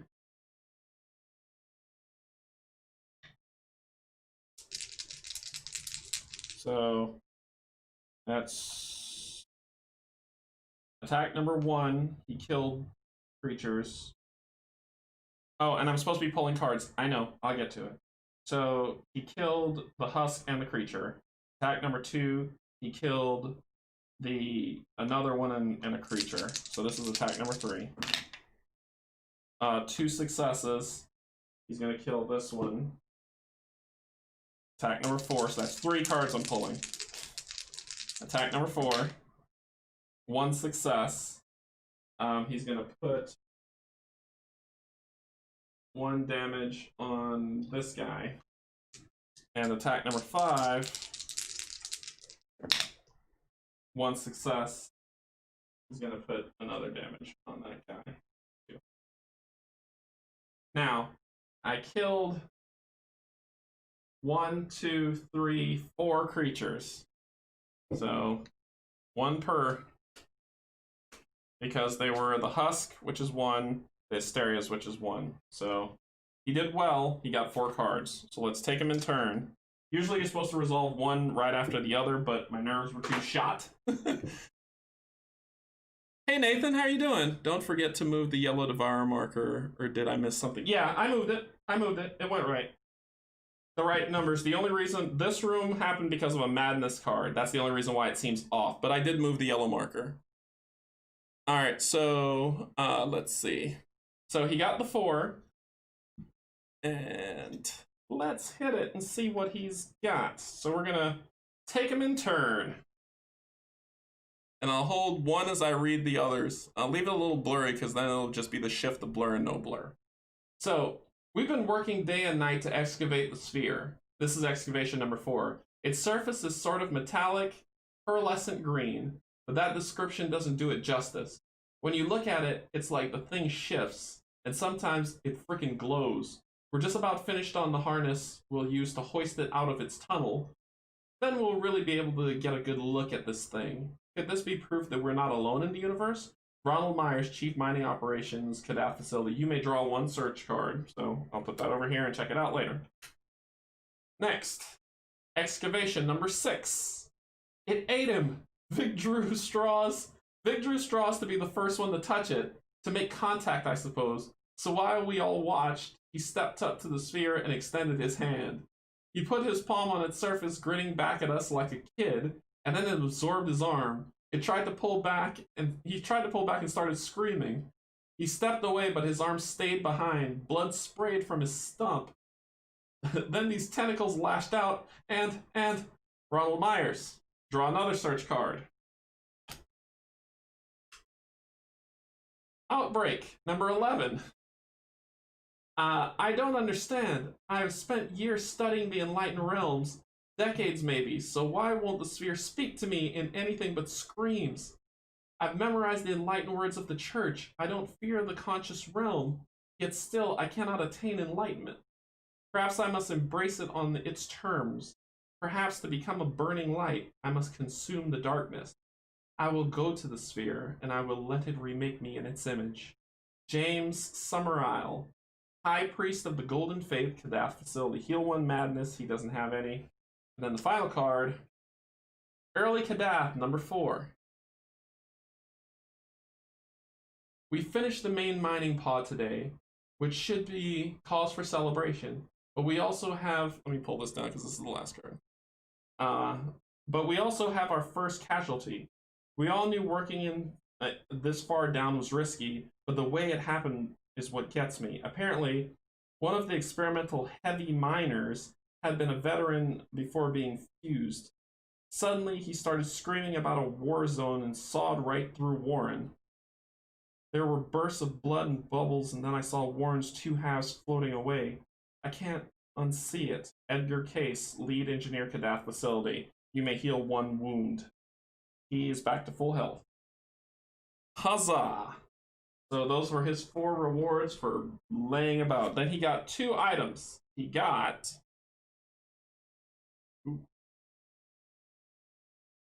a grappler gun. Attack. If all die rolls results as a success, you may heal 1 madness. And he got an axe. Altogether, after a target monster takes at least 1 wound, it is weakened.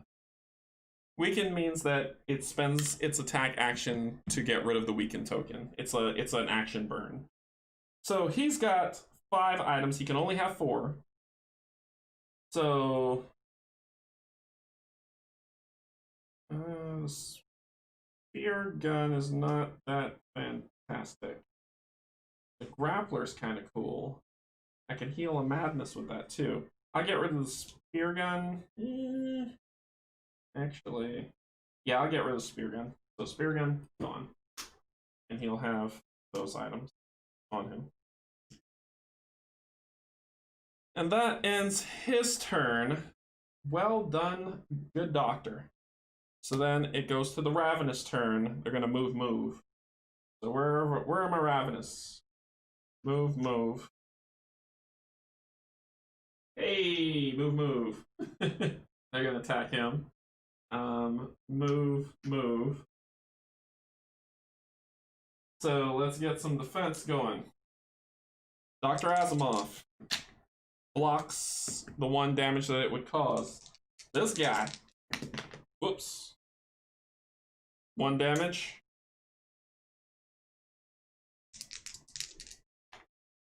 One damage.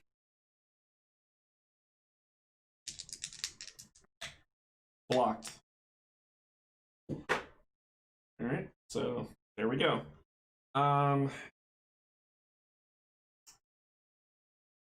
That is the end of the round. Oh boy. Okay. So let's do our refresh set. No one was able to get that thing. And no, another one doesn't drop there. That's what it is. So Arthur moves up. 1 per.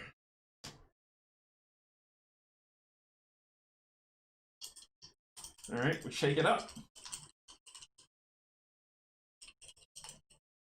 And you'd be like, well, at least another one drops. No.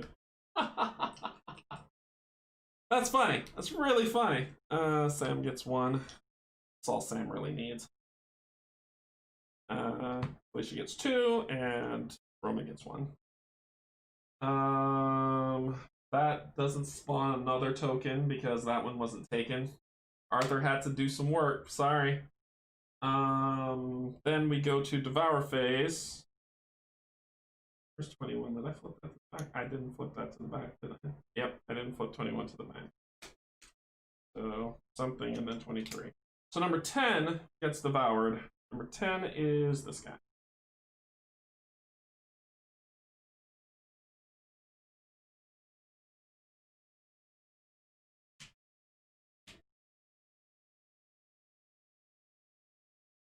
And put a devour thing on here. Here. Oh. Actually, that's a lie. I messed up. Nope. That is not what happens at all.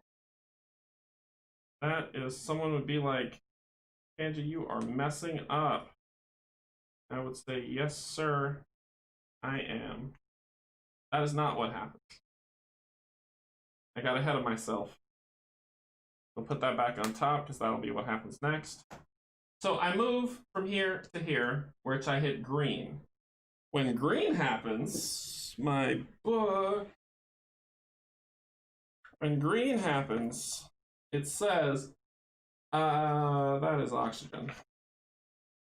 If the total energy level in room 30 is less than 3, place a -1 energy token in room 30, which means it slows down even more. But I've got 6, so I'm good.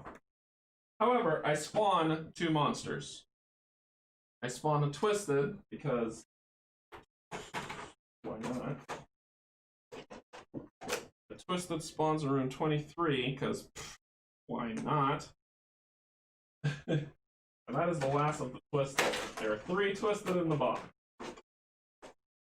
So I will spawn something else, please. So that spawns in room 23. And then the second one is Agonies start popping out. This is the first time you're going to see some Agonies. Agonies pops in room 5. 2 pop in room 5. And 1 pops in room 7. Don't be any place important. It's someplace important. It's always someplace important. All right, so that is that. Nothing fell into gloom. Mind Eaters go first. So move, boom, move. Those are the only ones that were left. So then they attack, and we're going to split this up between Felicia and the boy. Block 1, Felicia, thank goodness. He takes a hit, go to 4. Felicia takes a hit to go to 4. So that's the 3 of them. I hate them so much. That ends that. Arthur's turn. Alright, their escape value is 1 each, so that's 3. Their escape value is 2. 1, 1, so that's 4. His escape value is 5. He's got 5 actions. 1, 2, 3, 4, 5. Nope. Asimov has 4. Asimov's going to stay there and deal with this. So 1, 2, 3. He'll pick that up. And then he's going to start shooting. He's going to start shooting. So he's going to attack. Rolling 5 dice. That's 4. 5 dice. He's got 2 successes. Kills this guy off because he's sick of that. Sick of that guy's stuff. And so that's 1, 2, 3. 1, 2, 3. 1. No, sorry. 1, 2, 3, 4, and then he's going to shoot again. 1 success. This thing has what? 2 health.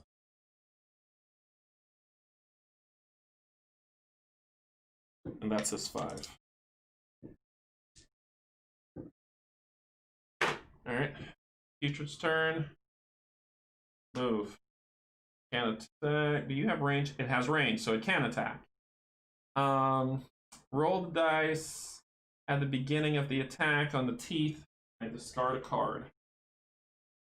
Give me a break, please. Oh, roll this die. Because teeth are everywhere.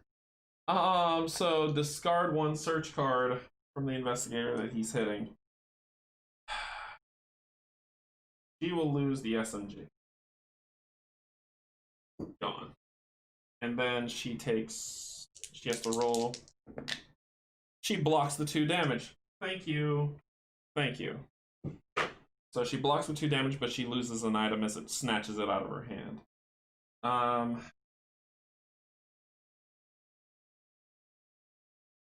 Let's see. That ends its turn. After Putrid takes a... Oh, that's wounding it. No 1. The twisted move 1. 1. 1. There's another one around here somewhere. 1. Next, Sam's. This is 1, 2, 3, 4. Shoot. Alright, it's gonna be Felicia's job to get that one then. Man, she's about to start drowning too. 1, 2, 3, 4. He just needs 4, which means he needs to attack. So he's gonna attack with the axe. He's gonna roll 2 dice.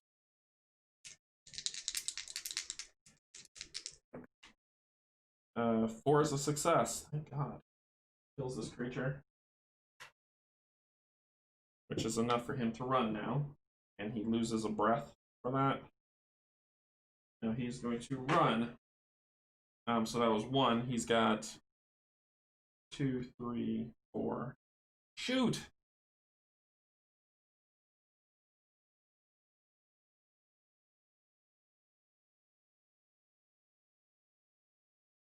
Two.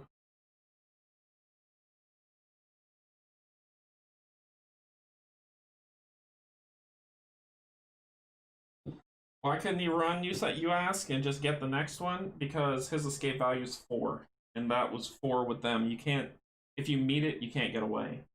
But now he can. He can come up here and try to kill this thing. But it's going to block every single swing he makes because it has 2 shielding. He's just going to stay down here and start clearing. 2 dice. That's 4 damage. Dead. He killed that guy, and because he had already used the sanity, it turns into 1 madness. Permanent madness. Rest doesn't take that away. Then he's going to and that uses a breath. So that was 1, 2.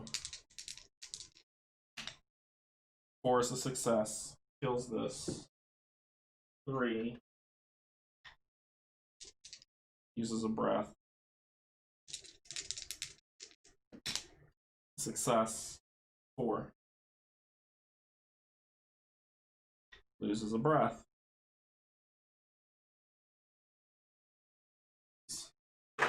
Okay, that ends his turn. Agony. Agony moves 1. She cannot escape both of the. Yes, she can. Because the putrid. No, she cannot. Shoot. This is getting hard. Okay, so. She.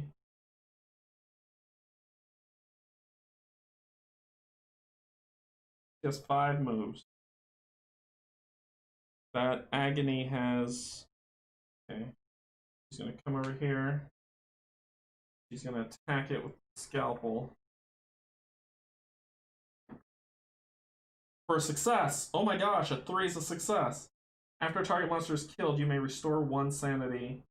You may do this before taking a madness. She killed it. Whoa, she killed an agony. Roll 1 at the end of the attack phase. Yep, it didn't get a chance to do anything. It died. He gets this card. Because it does 2 damage, it has 1 shield and 1 health. That is awesome. That is so awesome. Wow. Okay. Excavation number 5. We finally got it into the station today. I think it's safe to say that no one's ever seen anything like it before. Once we got it into the bay, it started glowing again, its surface shifting like clouds traversing the sky. What's more, we also noticed that only objects it seems to reflect are people. Dr. William West is besides himself, as is the new arrival Dr. Cohen. And why wouldn't they be? This is one of the most momentous days in history, Ronald Myers, Chief Mining Facility. Draw search card. So you see Ronald was like, oh, this is awesome. And then in one of our cards, he's like, oh my gosh, this is horrible. So the search that she got is a utility knife. Rolls 2 dice, 1 damage. Each with target monster's resistance is reduced by 1 during this attack. So she can knock down some monster resistance, but she got it. So that was... Oh, and she lost the breath for that, too, for that attack. So she moved, lost the breath, attacked, lost the breath. And she's going to move here because she can escape that. And she needs to roll a die to see if she takes the damage. She does. That's 5. And then she moves here. Needs to roll it again. See if she takes 2 damage. 6, 7. She's about to drown. Oh, no, it's 1 damage. Sorry. Not 2 damage. It's 1 damage. Yeah. Yeah, it's 1 die. 1 die to... Yeah. Sorry. 5. She is going to do what she's got to do. Spend that to get this 2. 8. Which takes her here. And then she rolls a die. She succeeded, so she doesn't take any damage. She's drowning. So 1, 2, 3, 4. 5. She this time has to roll 2 dice. She's really starting to drown. She got 1, but she suffered 1 damage. She's drowning. And that's the end of her turn. So she needs to 5, 6 up. If she gets to 6, if she gets past 6, she dies. So she is drowning, struggling, trying to get back. But she did what she had to do for the betterment of the group. Hysteria turn. It's going to try to possess him. So he rolls 2 die. He succeeded. No possession. So nothing happened. Yep. Nothing happened. So is that the only hysteria? This one is going to move, move, move, move. Yellow, move, move. Jeez.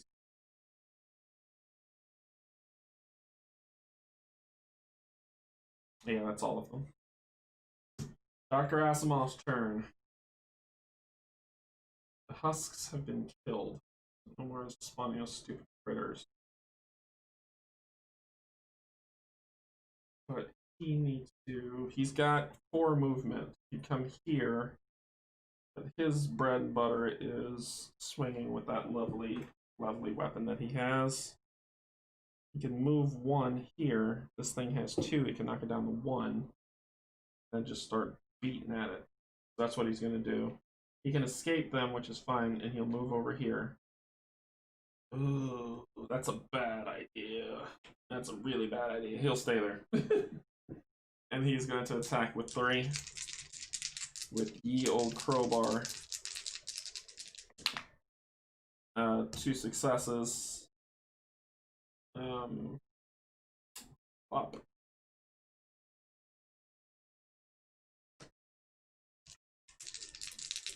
Attack again. 1 success. This thing has 2 health. Dead. Like I said, I should be reading this, but my nerves are shot. So then he's going to. That's the axe. Grapple gun. 1 damage. With a shotgun, it's more than 1 target. And it's on 5s or higher, so turn number 3, he's gonna shotgun over there. Whoa! 4 successes on a shotgun. Okay. He ignores 1 resistance, and the shotgun does 2 damage. So that means it's 2, 4, 6, 8 damage. So that's 4. That would ignore this. So this 6 will be enough to kill this guy because he knocks his resistance down by 1, which makes his health, which makes him a total of 6 to hit. So he kills this guy in 1 shot with a shotgun. Wow. And then he's going to use this other shot because the shotgun says, instead of choosing a single monster, you may distribute the blast. This 2, he ignores his resistance, kills him too. Go ahead, Doc. Oops, that's a. That was. Wow, impressive. So that was that one, and then he's gonna step here. Impressive, Doctor. Very impressive. Okay. So let's see what he gets.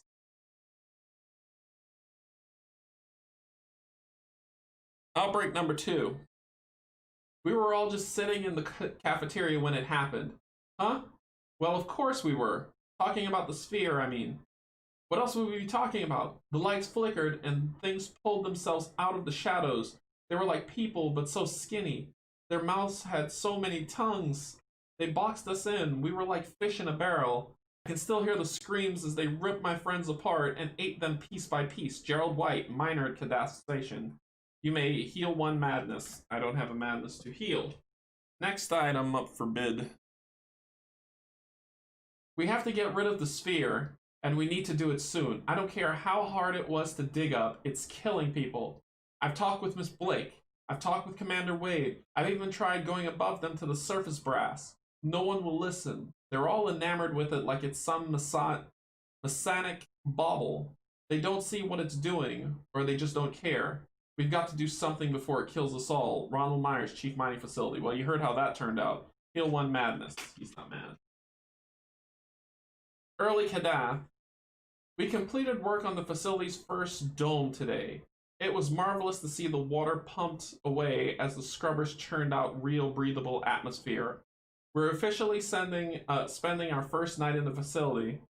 We don't exactly have the poshest accommodation, but our excitement more than makes up for it.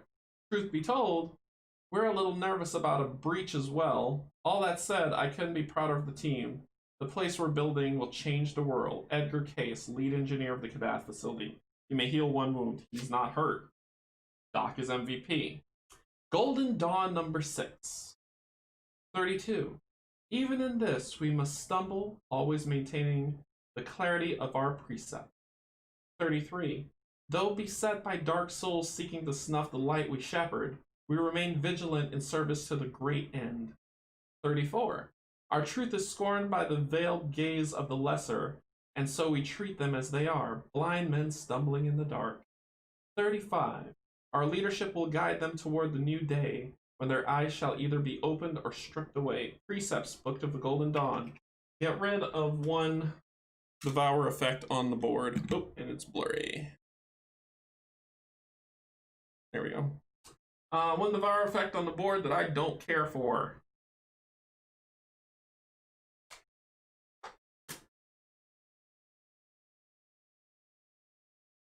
Oh, I said there wasn't any agony. There was right here. I should have moved here.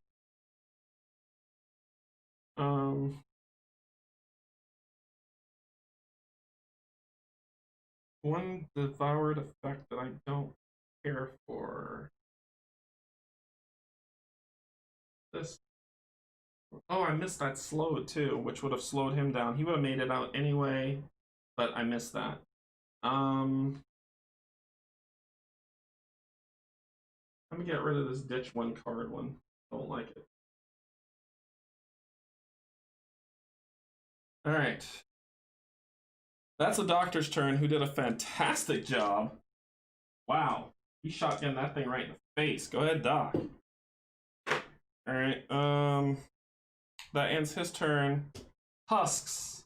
There are no more husks. I got rid of them all. No one. Ravenous. Move, move.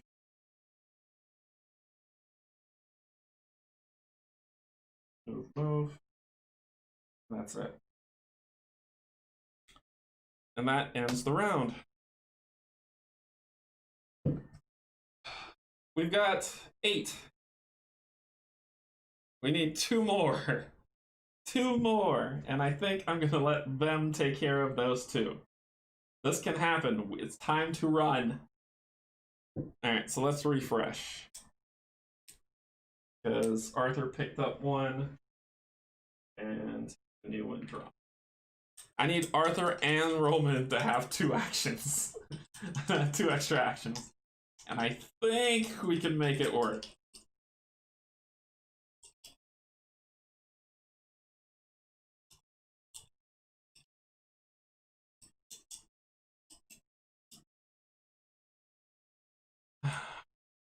Arthur. 2. Samuel. Praise to the dice gods, Hans. Praise. 1. Felicia. 1. Roman. 2. Oh. Okay. This is possible. This is so possible you wouldn't believe it. Alright, so we gotta make sure Felicia doesn't die. I think Felicia's going to die, but we'll see. Skitterers go first. There are no more skitterers because the husks are dead. So Arthur goes first. Arthur's already got 1. His escape value is 5. There are only 3 there. He can do 1, 2, 3, 4. Or this is 2. This is 1, so that's 3. Still enough. 1, 2, 3, 4, 5. He needs to go here, and Arthur needs to go the other direction. Or actually, Arthur can go with him. Arthur can go with him. So he's going to go 1, 2, 3, 4, 5. And then he's going to immediately use this card to heal for 3. And that's going to end his turn. We're in rush mode. Putrid's turn. Putrid has a range of 1, but it can move, so it'll move in his space, and then it will attack him. I need to roll the devour. Not the devour, this thing that has teeth all over it, like that. And discard a search item. He loses the axe. And then he gets attacked. He blocks 1, but he takes 1 damage. They did everything they were supposed to. It's up to you guys now. Nobody. This guy goes, he moves 1 in a range of, in a devoured space, he gets a range of 1, which he can attack. Let's see, I have to roll this die. And we resolve a madness if it's the eye, and it's the eye. So Arthur will deal with, not Arthur, the doc will deal with that. And the doc takes 1 damage. Stupid. So I roll the eye every single time I'm not supposed to, and I roll the teeth every single time I'm not supposed to.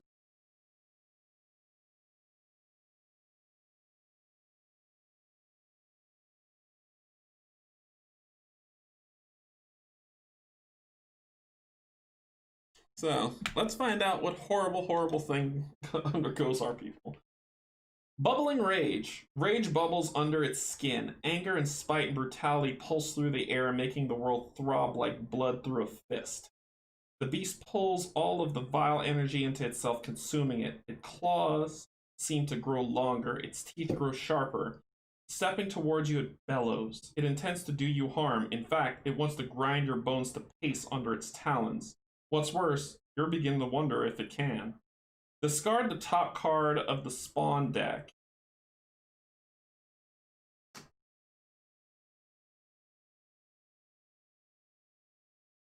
The corresponding monsters gain +1 attack, plus the card on the corresponding... Place the card on the corresponding monster card. What? This is the spawn deck. Discard the top card of the spawn deck. The corresponding monsters gain +1. Place this card on the corresponding monster card. Those were ravenous. So they gain +1 attack. So now they hit for 2 instead of 1.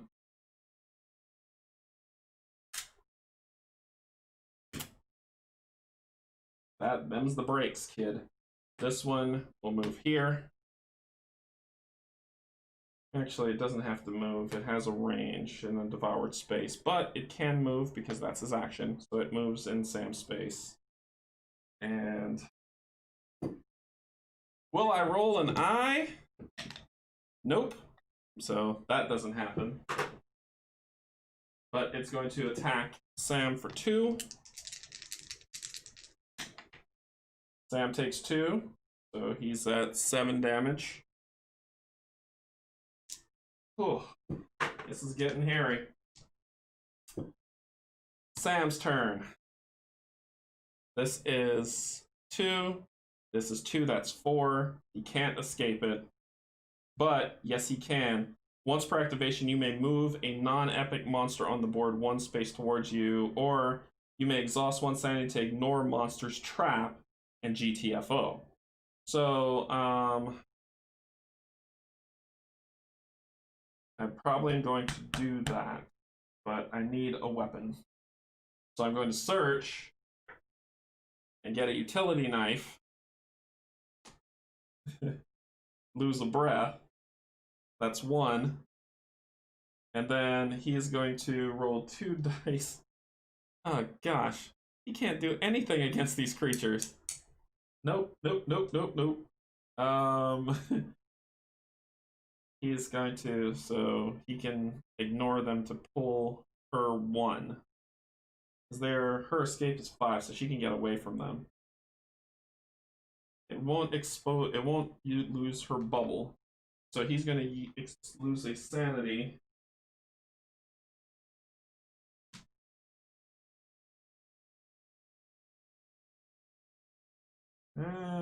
Well, he has to lose a sanity to ignore the trap. So he has 4, so that was 1 to search, 2, 3, 4. He's gonna come up for air. Oh, he would take a damage if he did.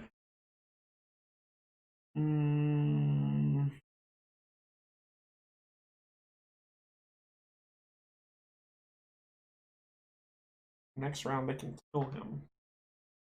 She can heal him, but she needs air or else she's going to die.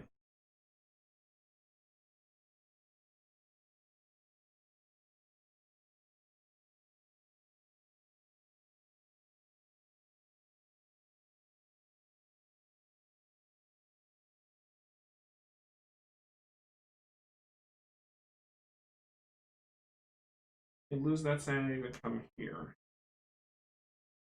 No.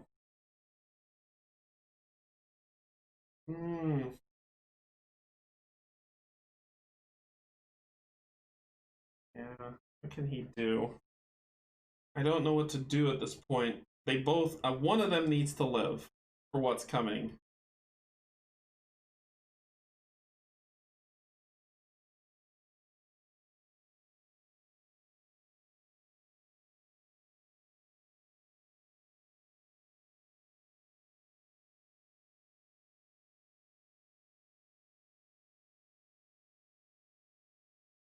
They both can die now, but I need to say who's gonna die. She's a healer. They're both weak.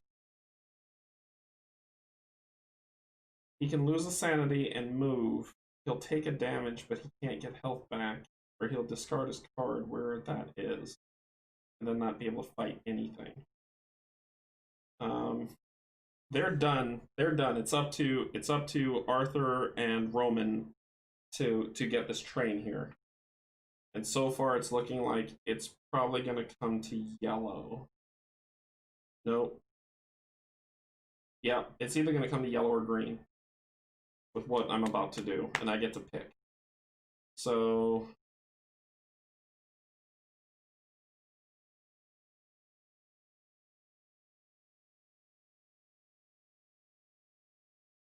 Twisted and Putrid go first. She gets to go next. She can get out and heal. She can do 1, 2 here. Which she'll be rolling 2 dice. She could die. She could die. So, yep, he's gonna get out. 1, 2. But she could die. So he'll stop there. And when he stops, he loses his card because of the room effect. And that is... yeah, because it was 1 search, sanity, 2 to get breath back, 3 to get here, and he already searched, so 4 to rest. Get rid of these 2. That's him. Agony's turn. They move 1. They don't have range, so that's that. Her turn. Alright, so she can get past them, but she's going to be losing breath and rolling damage. Now, if she doesn't succeed, if she takes 2 damage, she'll die. So she has 4 actions. She can get back to breath. She's going to try to heal. She's going to try to heal. So 4 divided by 2, 2. Rounded up, so she heals 2, so she goes to 4. And then she is going to move here, expending a breath, rolling 2 dice. She blocks 1, so she takes 1 damage, which is 5. And she moves here, spending a breath. She rolls 3 dice. Ugh. She succeeds 1, thank goodness, so she takes 2, which is 6, 7. So she has 7 damage on her. And then she's going to come up here to breathe. So it was 1, 2, 3, 4. But, if you weren't paying attention, this room inflicts 1 damage on you when you come in it, and that is 8. And she dies. So she is my death. That's one death. If anybody else dies, I lose. So, time to be smart about this. Hysteria. Hysteria moves 2. Arthur's closer. So do 1, 2, 1, 2. And it's going to try to attach to Arthur. Oh, this is going to be close. He blocks, so no possession. He succeeds with a 5. So his escape value is 4. There's enough there to block him, so it's his turn. He's got 5 actions. 1.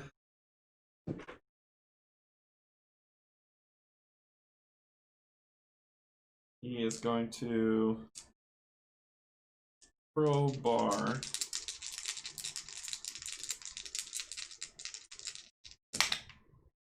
One success.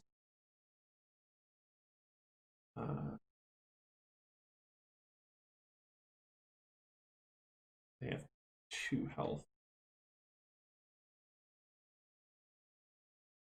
2 health, so that one takes the damage. Oh, this is going to be a close thing. So he has to waste his 2 actions just so he can get away. 2 successes. He's going to kill this thing. So he wastes his 2 actions to do that. 1, 2, 3. And then he gains a mental for being there, but not before getting this.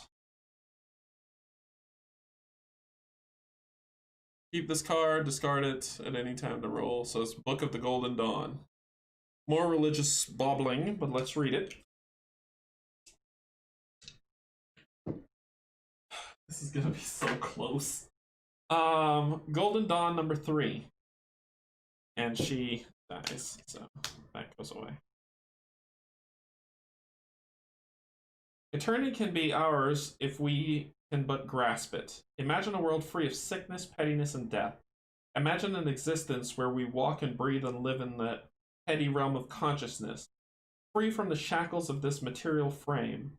I do not speak of the fabled shores of some far-off imaginary heaven either, attainable only after it ceases to be of use. No, I speak of eternal life on this earth. Transcendence is ours now. Discourse of the Everlasting, Teachings of the Golden Dawn. Keep this card, discard to roll an additional die. And it doesn't count against our inventory. Alright, so he ends there. No husks. No one's there. The Ravenous get a move. Move. Move.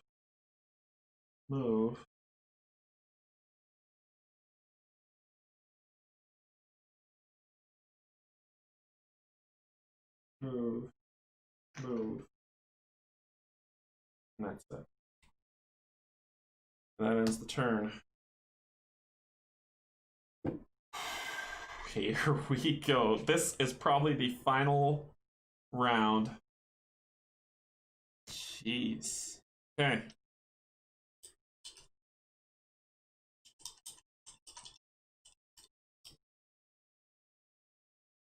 One for Sam. One for Roman. And 2 for Arthur. Okay. So,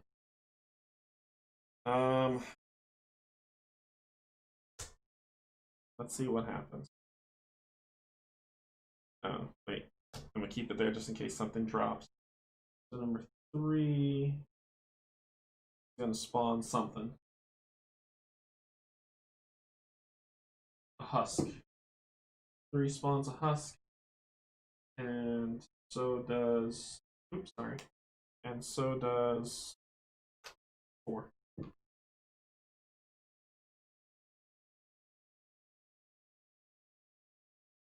Alright, this moves.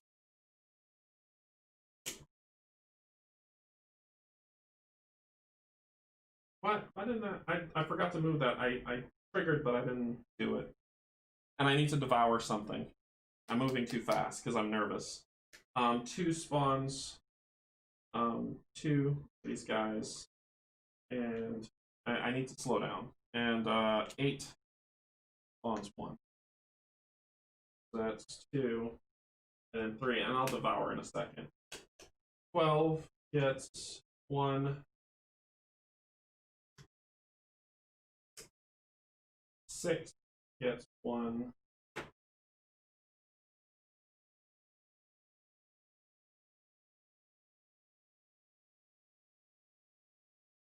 21 gets. Actually,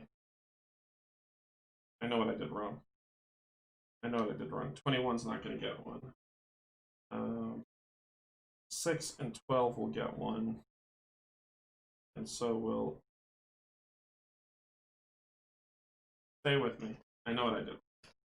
And then 2 will get. 2 will get 1. And then whichever one gets devoured. Oh, where's 4? 4 gets 2. I'm working it backwards. This gets 1, which is 3, and then anyone that would have gotten devoured would get 1, which is 10. So, in proper order, 10, which gets devoured, would get 1. Then 3 would get 1. Then 4, then 2, then 8, then 12. Then 6. That's how it should have been.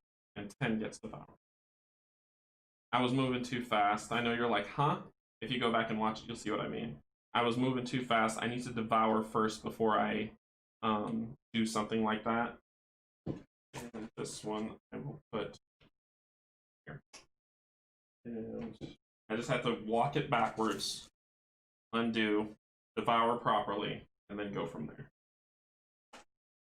And that's how it works. So, yep, that worked perfectly. Alright, so that moves. Yeah, I know, I do need to take a deep breath because I'm so nervous. I'm so close. So that ends that round.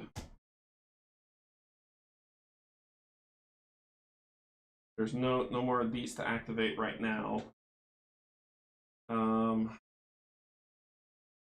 Walked it all back. We lost Felicia, which I really wish I hadn't lost her just yet, but that's what happened. So then we go to monster spawn phase. We already did that. Activation phase, there's nothing to activate. We're good. We're ready to go. Okay. No one's there because she's dead. Putrid goes. Moving up. Putrid's here, chewing on her body. Putrid has a range of 1. An eye, so that doesn't happen. But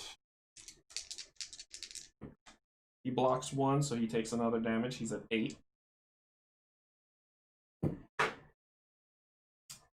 Then after Putrid goes Sam. Why did they say resting heals you? This is the thing I don't get. Yeah, I'm fussing about it. I'm fussing about it because resting should heal you. Matter of fact, let me read the book because it shouldn't just get rid of madness. It should heal you. Like leaving that off hurts so much.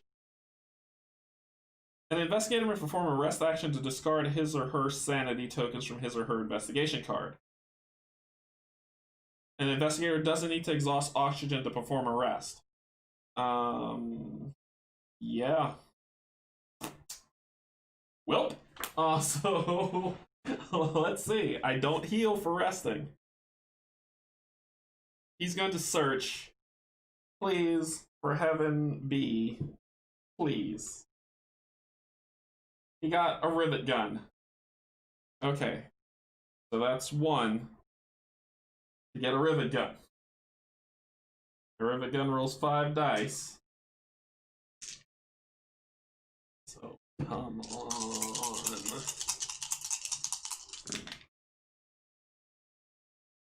3.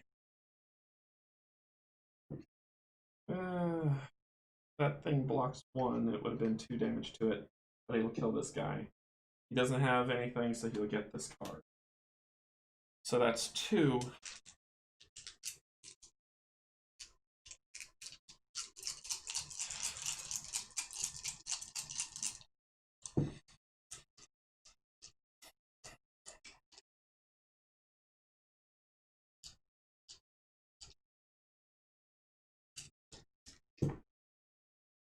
Three.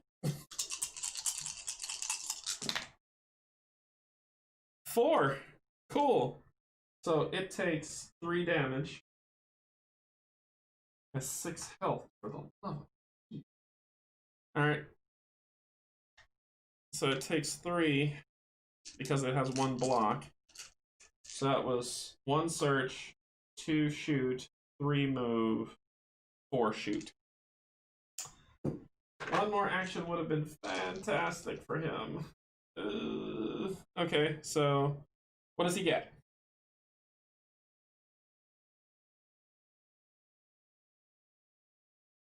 William's Revelation.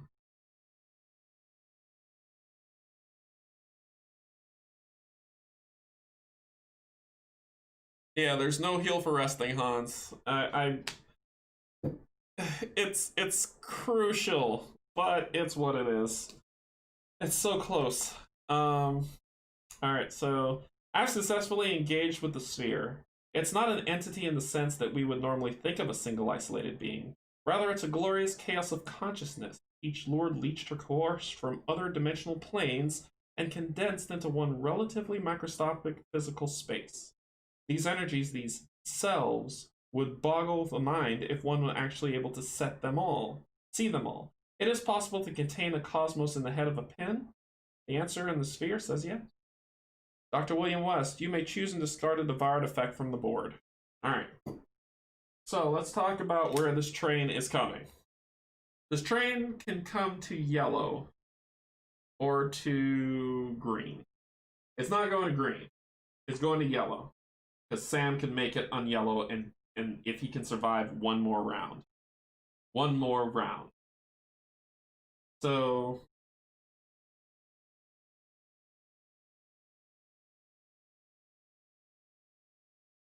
he will, and he'll go first too. If he can survive 1 more round, he'll go first. So he will.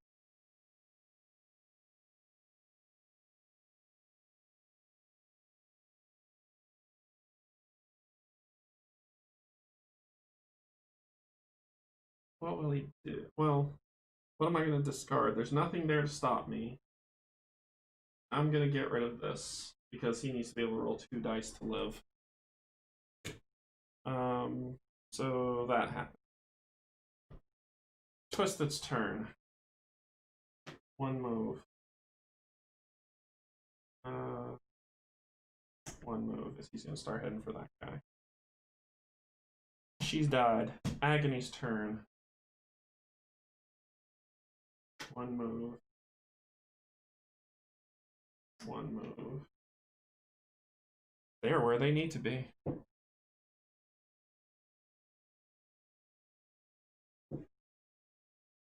He's going to attack him for 2, but he's got to roll this die and looking for that. Nope, he didn't get the symbol. Thank God. He'd been paralyzed. So it attacks him for 2. He blocks 1. He only takes 1 damage.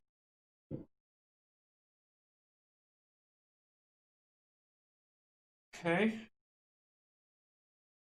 Doctor's turn. He's got 4 moves. He can escape those guys. He's going to go 1, 2, 3. Yeah, 1, 2, 3, 4.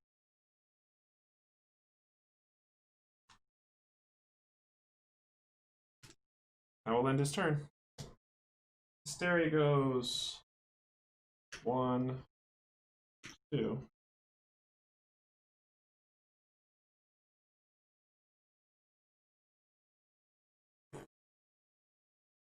1, 2. 1, 2.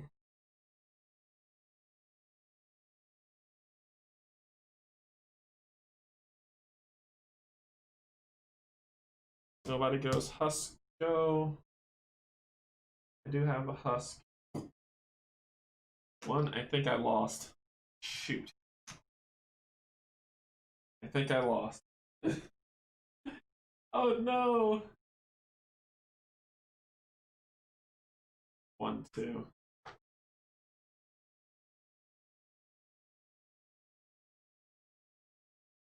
And then they attack.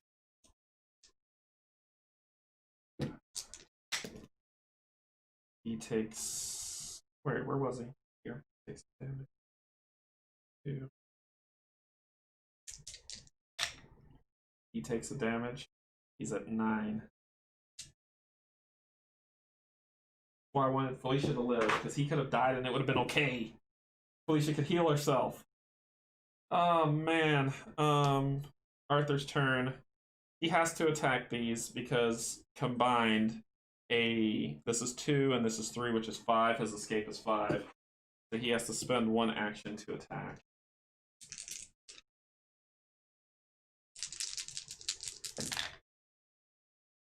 Two damage. Oh, this is cock die. 3 damage. But the 2 damage would have been enough to kill this thing. Yeah, so we'll kill that. And he spends a breath. Then he moves 1, 2, 1, 2. Spends his token. 11. I'm 1 away. So that was, he was here. Shoot 1. So that's 1, 2, 3, 4. He's got 1 more action. He's gonna shoot.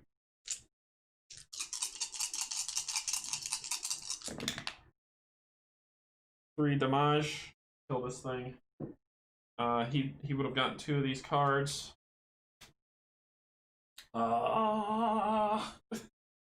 Okay. I have no idea my stress. I think I lost only because you can't heal while resting. I think it's inevitable. Williams Revelation number 3, observation. I'm struck by the ways, and that happens. And then the other one, because I'm gonna read both, is this one. So heal 1 madness and the move of the Devara. Someone wrote in Discord on the Deep Madness Facebook that this is an easy one.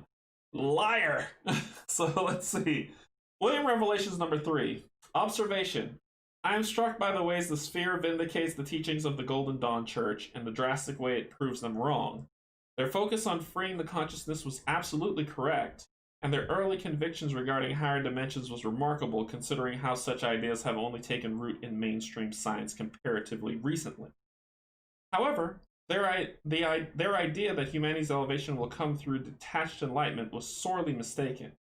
Such transcendence can only come through the purifying crucible, and that crucible manifests as fear. Discard a problem from the board.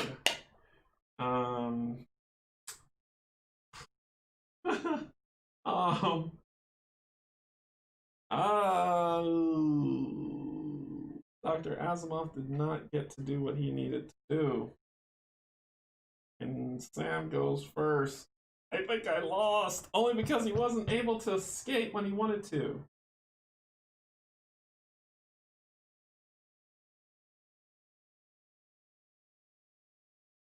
Wow.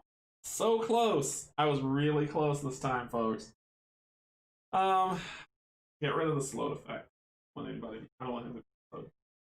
And the outbreak number 7. We're gathering as many people as we can, and we're going to get rid of that thing. So far, we've got about 30 people who are willing to stand up to the executives and also step into the same room as the sphere. Out of 30 people, only 1 guy made it. Wow.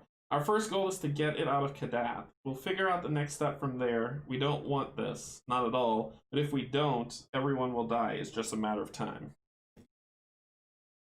Okay. So... yeah, that you got to do that. So... that was it. And you went down to 0 bubble. Top of the round.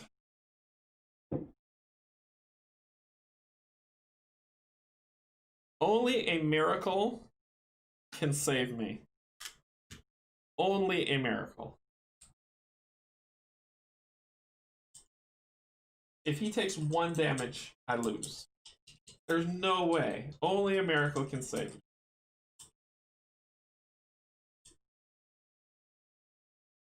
One. Oh. And shuffle this.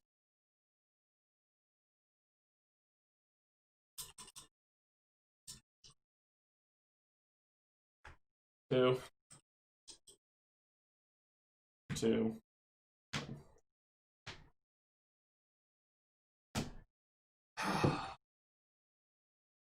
Only a miracle can save me. That's all I'm saying. If I miss here, I lose. Blocked it. So he doesn't take any damage from this thing. Is there any more of those stupid things that?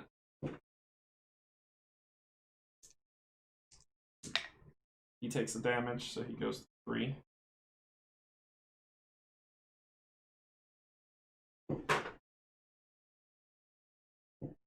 Sam goes first.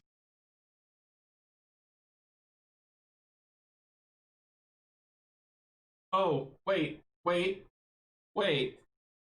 See, I did this again. I did devour a room. Move here. This is the level of my nervousness. So I move there. No rooms get devoured, but I hit blue. And what does blue say?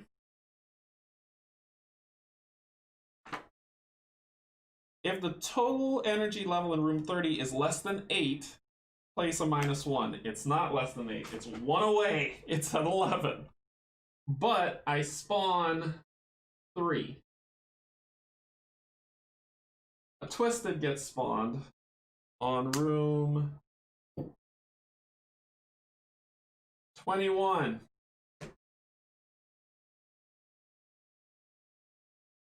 That's 1. A putrid gets spawned on room 23.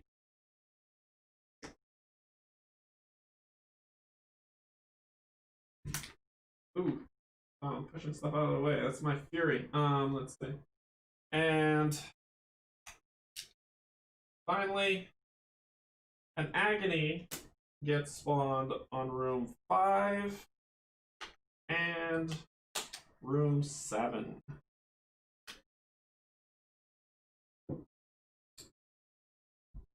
I do keep forgetting. Yeah, Hans, I do keep forgetting the devour marker. I took care of that. We had enough. It's at 11. It's 1 away. And it's Sam's turn. I need the doctor to go before Sam, so Sam can run into the thing and we can win this, but it's not happening. So Sam needs to move. He has 2, that has 1, so it's enough to move away. So Sam, what is it, the rivet gun? Sam is going to move 1, 2, that's his 2 actions, and then he's going to just start shooting to prepare himself for the inevitable. 2 successes. Kill this guy. So that's 1.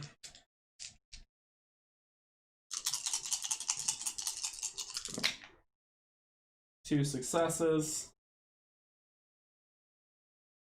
on this guy. That's 2. All 6s. All 6s. Please, all 6s. A complete and total failure. But he is going to take a sanity and another sanity to reroll 2 dice. 1 success. That's 3. Stupid thing's still alive. This is how I know I'm not going to win. Alright, so that ends. It's the putrid's turn. It's gonna move here. It can't hit him. This one's gonna move here. It can't hit him. And that's all of the putrids. No one's turn. The twisted's turn. This one moves here. This one moves here. This one moves here. And because it's in a devoured space, its range is increased. So, nope, it's not that effect. However, it's hitting him for 2. Blocked 1, didn't matter. Sam dies. Right at the end. Right at the end. So the plan was next round, Roman opens that up. Sam would have been at the back of the line, which means he still could have died.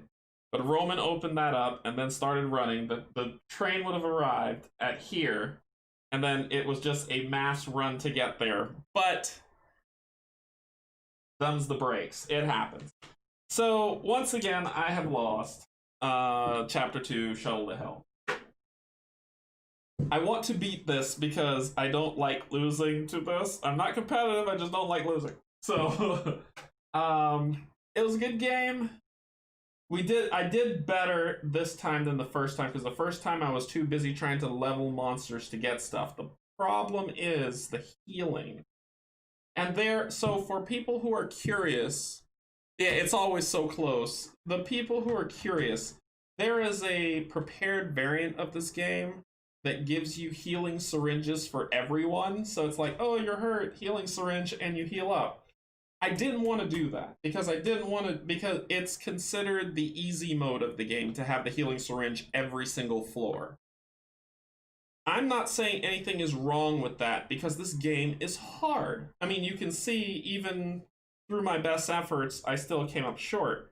I was closer than I was last time, and my plan of doing the exchange between the numbers and breaking up into 2 teams helps.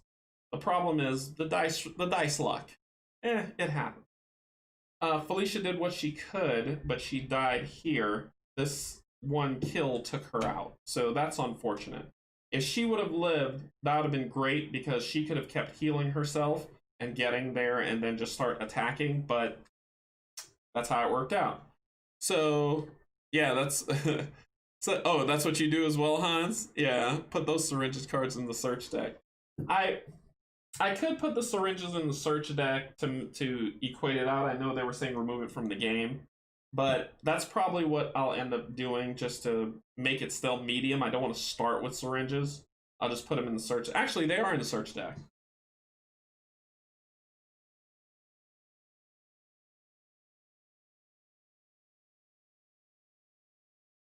Yeah, they're in the search deck. So the syringes are in here. They are in the game. It's just I didn't pull any.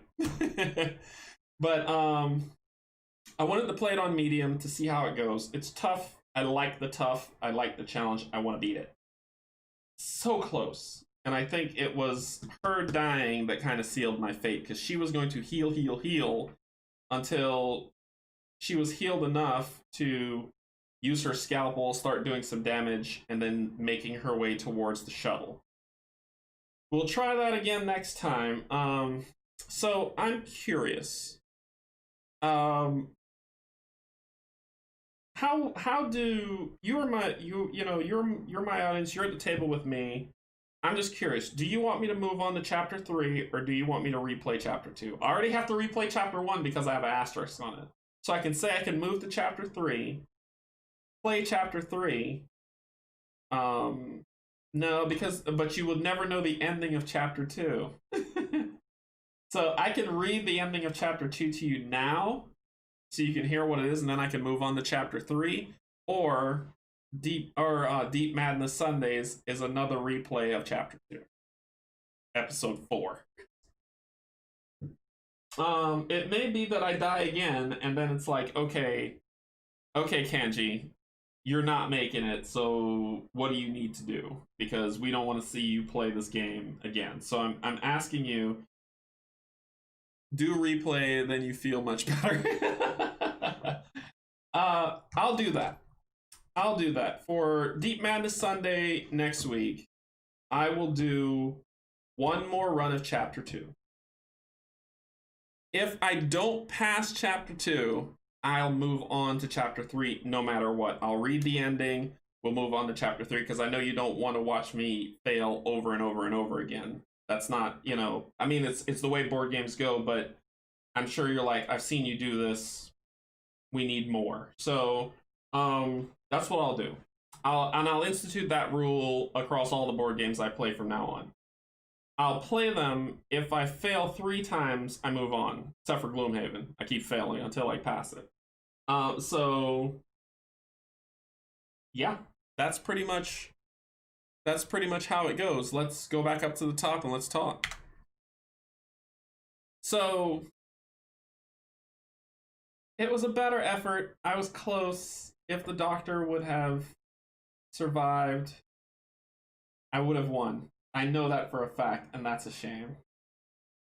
I think, yeah. So the third, I'll give it 3 goes in this before moving on, so you can actually see the game get played, unravel the story, and see what's going on, and we'll see how it goes. I don't like doing that, but I want this to be as fun for you as it is for me, so I don't mind that. Yeah. Okay. So I had to pause and think because I'm trying to think of what I could have done better. What did I mess up on? The Doctor and Arthur were a great combo because the Doctor leveled everything around him as the Doctor does, and Arthur just kind of did what he did to get things done. Sam, his dice rolls are awful. So I think what I need to start doing with Sam is, for Sam, I need to start searching for better weapons for him because those 5s are so hard for him to get. Like, it's just not working. So we'll have to work that out and see where that goes from there. Sorry, I'm looking through this to just kind of reset of how things go. So thank you so much for joining. Thank you to my Patreons and to the subscribers. I'm so happy that you're with me. I'm getting closer and closer to the 100 subscriber range, and with that, that means that I'll be doing a Q&A at the time that the majority of you suggest that I should do one. And you can ask me anything. I mean, I'll answer what I can, but I will try to. I will be as open as possible. I'm an open book, so that's fine. So, you can ask me any questions. What's a kanji? Why did I pick that name? When did I get the board gaming? All those other famous questions that people ask. There are more easier modes, but I think they're not fun. Oh, okay, all right. So once I hit 100, I will set up the time for the Q&A. Spend time with you. Ask me whatever you want. AMA. And we will talk about board gaming, we'll talk about the channel, we'll talk about whatever you want to talk about. And once I hit 100, the Patreon's there if you're interested. Only if you're interested, it's there. Thank you so much for the people who have already subscribed to the Patreon. You've helped the better view that you got today, where you got more table. You actually got to see my tiny table. Is because I bought a small little piece that helps my camera angle just a smidge, and that's thanks to you. Subscribers, thank you so much. I hope everybody's having a great Gen Con, seeing the things that they want to and spending copious amounts of money. that they don't want to spend. But they end up doing it anyway. And hopefully you get some great news on everything. If there's anything else any questions that you have, you saw something I did wrong. I know there were some areas where I got nervous, but I fixed that. But if you saw anything else I did wrong, let me know in the comments. Join me here. Let me know in the chat. Bye, Hans. Thanks for joining. And everyone take care and insert comment here. I will see you next time. Bye-bye.